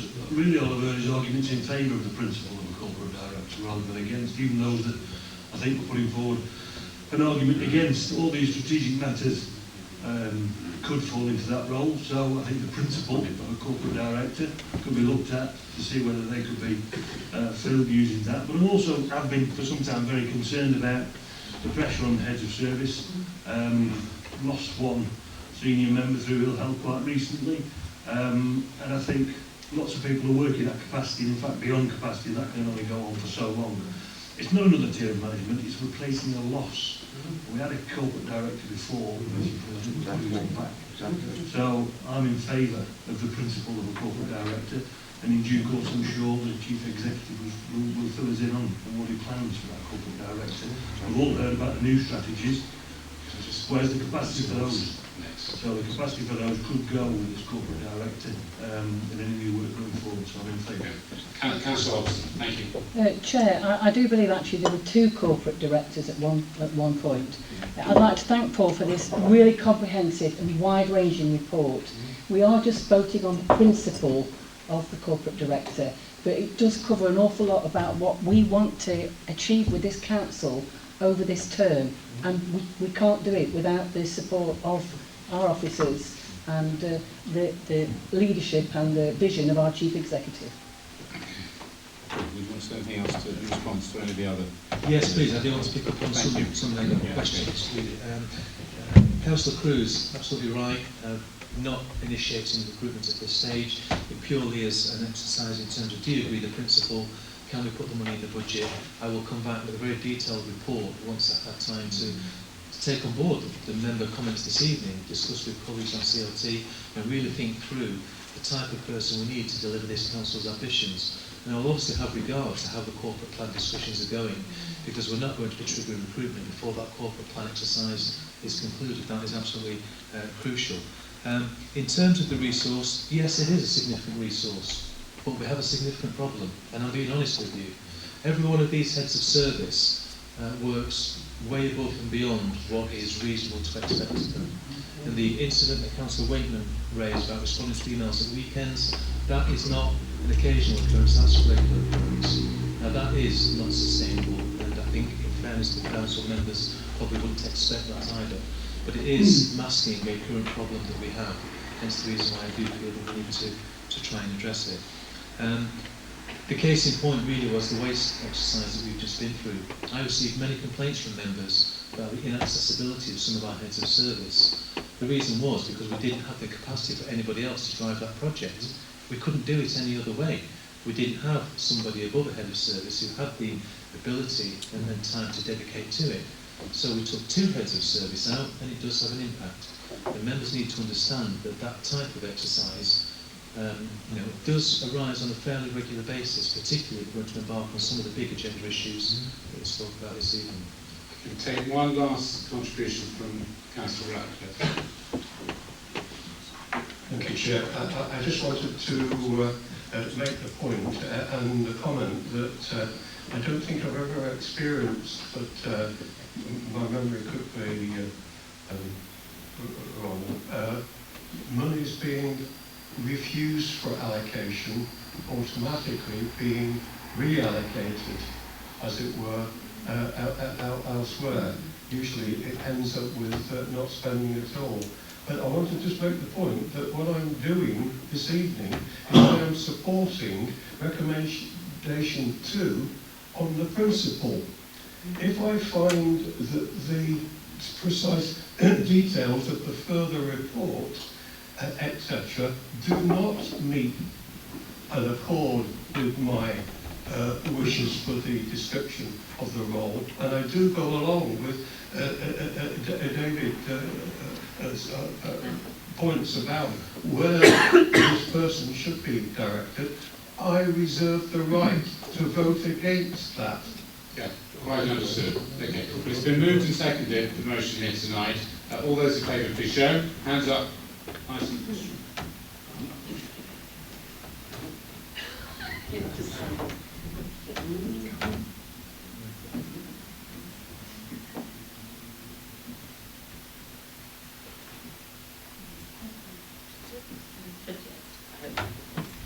And against, please. 1 against, 2 against. Hands down. And abstentions, any abstentions? 1, 2, 3 abstentions. So that is carried. We now move to item 18, the new vision for Derbyshire Construction Board. Chief Executive again, please. Yes, thank you, Chairman. Nothing really to add to this report. It's a report which is intended to bring members up to date in terms of the discussions that have taken place across the authority and involving other colleagues across Derbyshire. It is an initiative which started some months ago. There is a phase 2 proposal which is emerging, and I will bring further details of that back to members in due course. Councillor Purdy. It's a shame, Chairman, that the title is non-structural reform, because it's very clumsy, it's clunky, it's not exciting, it doesn't give the vision what it's about. And what it's about, from the workshops that Chief Executive and myself have attended with the other Chief Executives of Derbyshire and the leaders, is a vision to put Derbyshire on the map to government in the present status quo of collaborative working with a 2-tier authority. And that's what this report is about, to go on to phase 2, to bring together the culmination of that workshop work, and then go to government and say, this is the way that Derbyshire, in a very unique way in the country, can work. Because we face devolution, and it's the answer to devolution. So if people want a mayor, then that's your choice. If you want unity authority, then that's your choice. But as I said earlier in my leader's announcement, all of the Derbyshire leaders and chief execs at the Derbyshire Hotel meeting last Friday wholeheartedly support this, and so I move the recommendation, Chair. Councillor Hodgson. I'm happy to second the motion. I was fortunate to attend one of these workshops with Paul Wilson. It was a really vital, interesting, powerful meeting. It gives a new vision for Derbyshire, and I would fully support it. Councillor Atkin. Yes, Chair, I'll be supporting this motion. I mean, in my other hat on, so to speak, being county councillor, I'm glad now this non-structural reforms come, because we were under threat of unitary, single, unitary or a two-unitary system in Derbyshire, and also, of course, there was the threat of having a mayor. So I'm glad we're going down this, and I'd like to call the rest of the members to support it. Councillor Bull. Thank you, Chair. Well, as I can see this, I think it seems the most sensible way to go. Looking at what the government are already proposing, there has been the threat before that the middle tier of local government will be disappearing. So if we look at it now, we won't be sat here in the next term, because that'll have gone, as far as I'm concerned. And I do think we're already saying that we're having the less pot that goes to county and co. And I think we'd be lesser again if it comes to where it went on to a unitary, which is D2N2, which is Nottinghamshire. Where would we look in Derbyshire, or even if we went to Sheffield City region? So within that, I feel that if all of the Derbyshire councils get together, we are a bit bigger of a fish in the sea to show that we are supporting Derbyshire as a whole and our residents and getting a better thing for them. So I'm in agreement with this. Councillor O'Brien. Yes, I'm delighted to support this report and initiative. But in doing so, I would like to be reassured that the relationship between Derbyshire, this district and the Sheffield City region remains on the table. So I would appreciate an update as to how that relationship is being handled in the discussions and the working group arrangements. Okay, do you want to take it now? Okay. Thank you, Chair.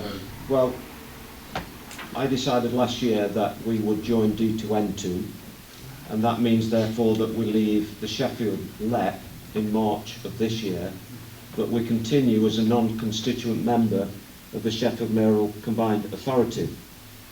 But the brutal reality, Councillor O'Brien, is that there is no point in going to those meetings just for the sake of meetings if there's nothing on the agenda for our authority. So there's got to be some important talks which I intend to hold with Mayor Dan Jarvis. I got an email from Dan Jarvis yesterday that he's presented his devolution bill to government, which has seemingly been accepted. So at the next Sheffield Mayoral Combined Authority meeting I will get more detail on that. So I need to see what is in it for us. If there's nothing in it for us, then we'll have to say goodbye to the Sheffield Mayoral Combined Authority as well. Councillor Fisher. Thank you, Chair. Well, yes, I shall give my support to this. It's about time, to be quite honest, and it's about time that councils did work together. In politics, I think that's a very difficult task to achieve. And I still have in the back of my mind the misgivings that, you know, some people agree, some people are led, and some people like being led. So I'm encouraged if everybody can speak with one voice, and we are all in tune with what is needed for each of the authorities. What the other thing is that I support this is because we do not want a unitary authority. What happens in North East and Amber Valley and South Derbyshire or wherever doesn't matter a jot to what we do. We've got a different set of people here with different issues in different localities, and they all need proper support. What I don't want to see is people fighting for resources. We need to be together, we need to be talking, as I say, with one voice. If we can achieve that, that's marvellous, because it's not been done before. Councillor Radcliffe. Thank you, Chair. Yes, I do so agree with Steve. I think the sharing of resources, etc., is something to be welcomed. But I do have some misgivings in that I would have assumed that our vision for this section of Derbyshire is rather different from that of the County Council. I've always assumed it is, and that's why I have to say, whilst I share the reservations of Cyril, I think, that this movement to remove the middle tier has been on the cards for 10 years or more. It's something I will fight against. To preserve the integrity of our representation is a paramount thing for me.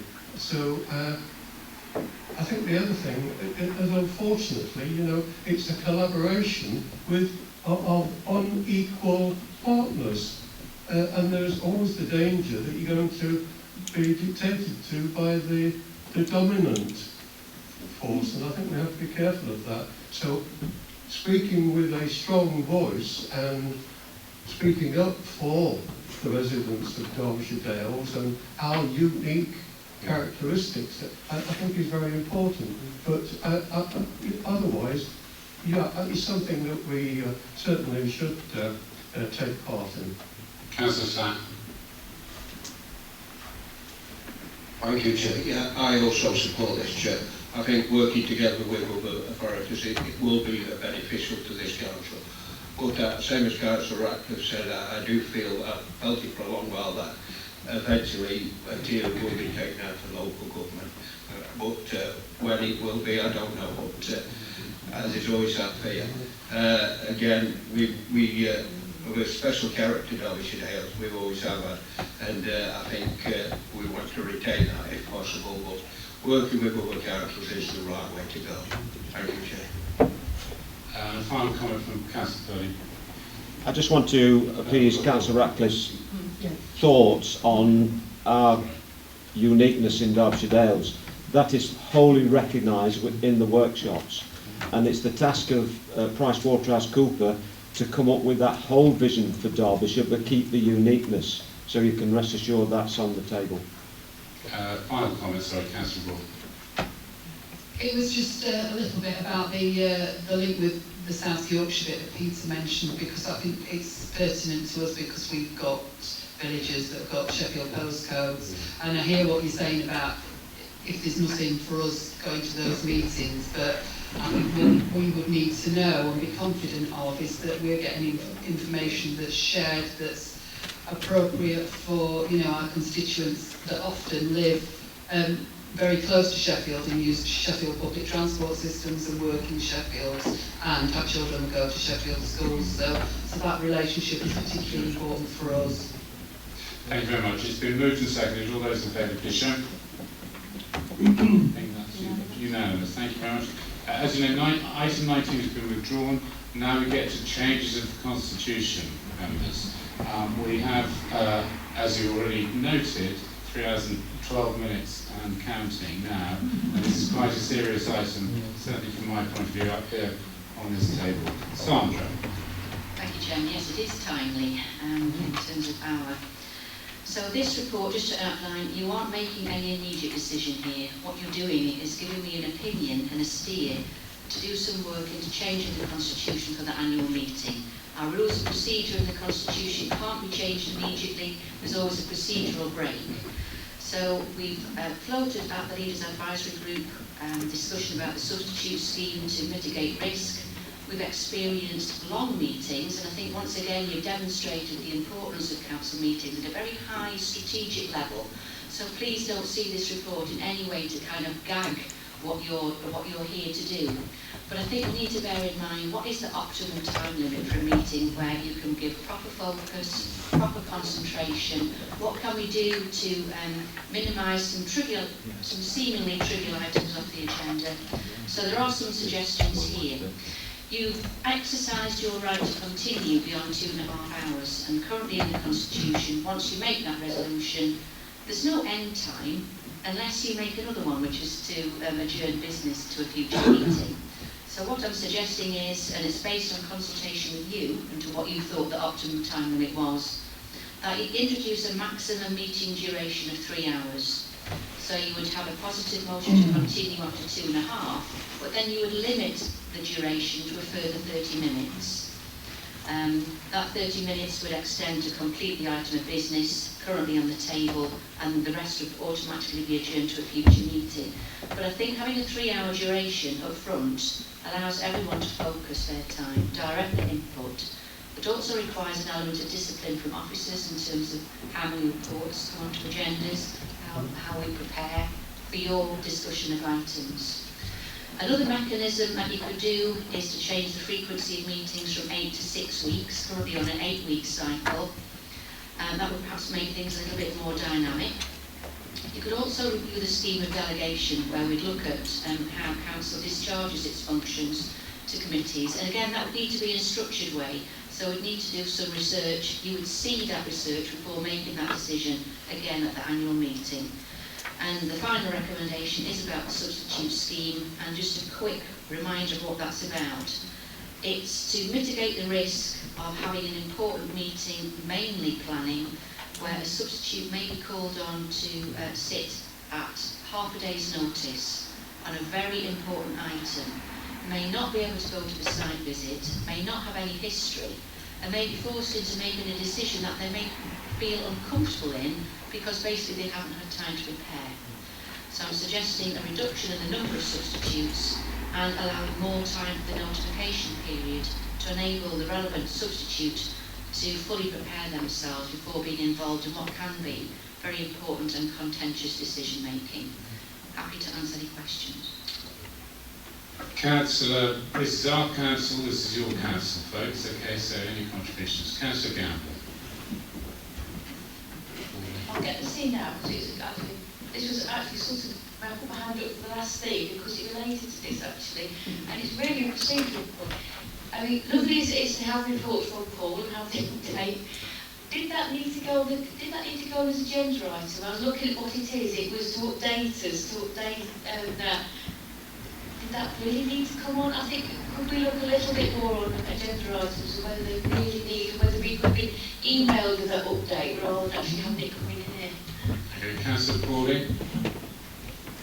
Yes, I just wanted to make sure that if we're going to have the 30-minute period extension and everything else will then be carried forward to the next meeting, that we make sure that the things that are carried forward come first on the next meeting so that they get deferred again. It's always very difficult to put the relevant ones in the right order, as we've discovered. We're not perfect, I'm afraid. I accept your point. Councillor Flitter. Thank you, Chair. Well, I agree with most of this. I think it's a good report. It's long overdue. I think the 3 hours to a council meeting is about right. Bad decisions are sometimes made in meetings that go on far too long. I hope this is not one of them. But it does happen. But what does concern me is the items that do fall off the agenda. How do we actually treat them? Because they may be time sensitive. So there's got to be a complete restructure of the agenda. But I do agree with that. And you know, we had far more meetings in council years ago. So going from 8 weeks between meetings to 6 is also advantageous because that brings down the agenda and the workload.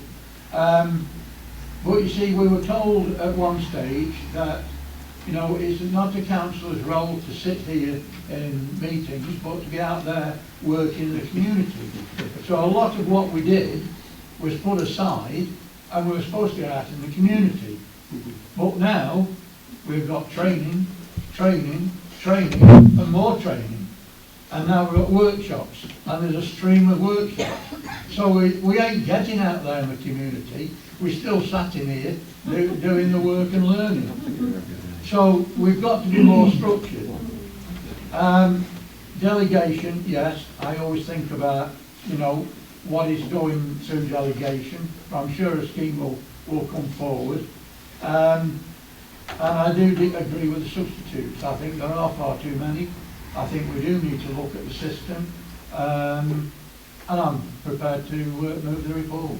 Thank you very much. I've got Councillor Snack next. Are you going to second? I'll second that, Chair, Thank you. yes. Yeah. Yes, I agree with limiting it to 3 hours and 2.5 and then half an hour extra if we need to. Also, I also agree with... Steve, your mic. Steve, your mic. Sorry.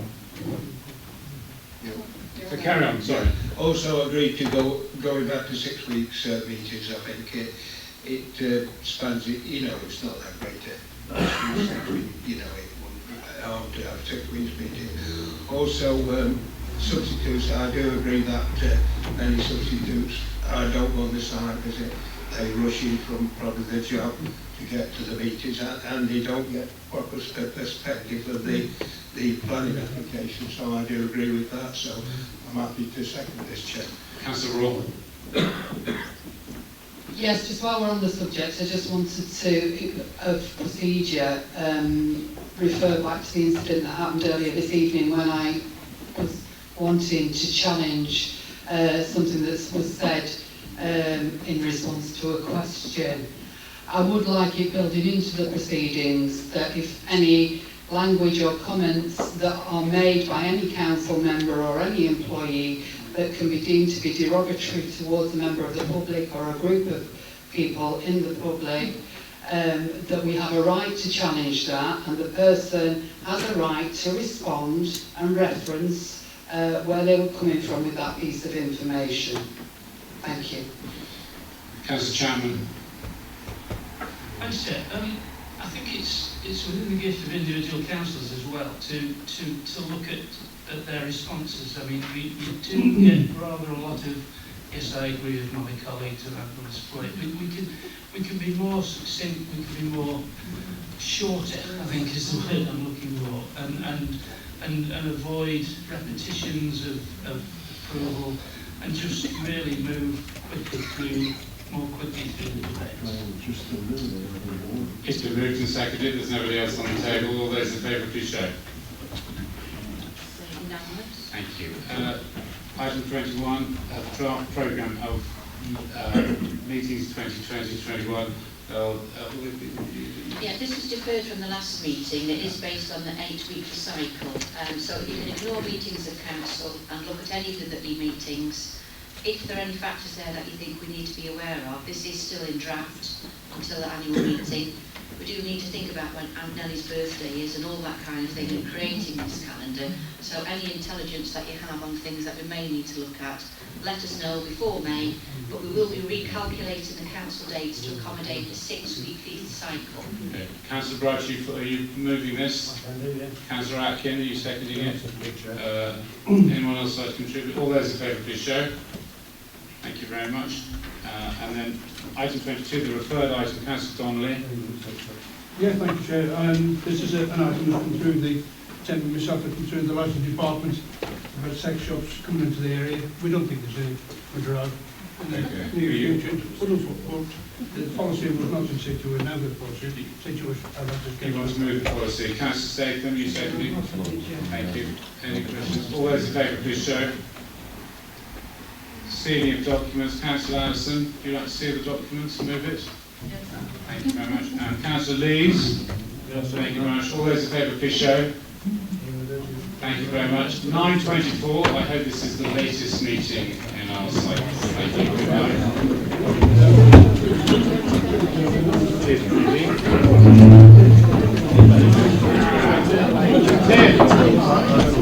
You've won.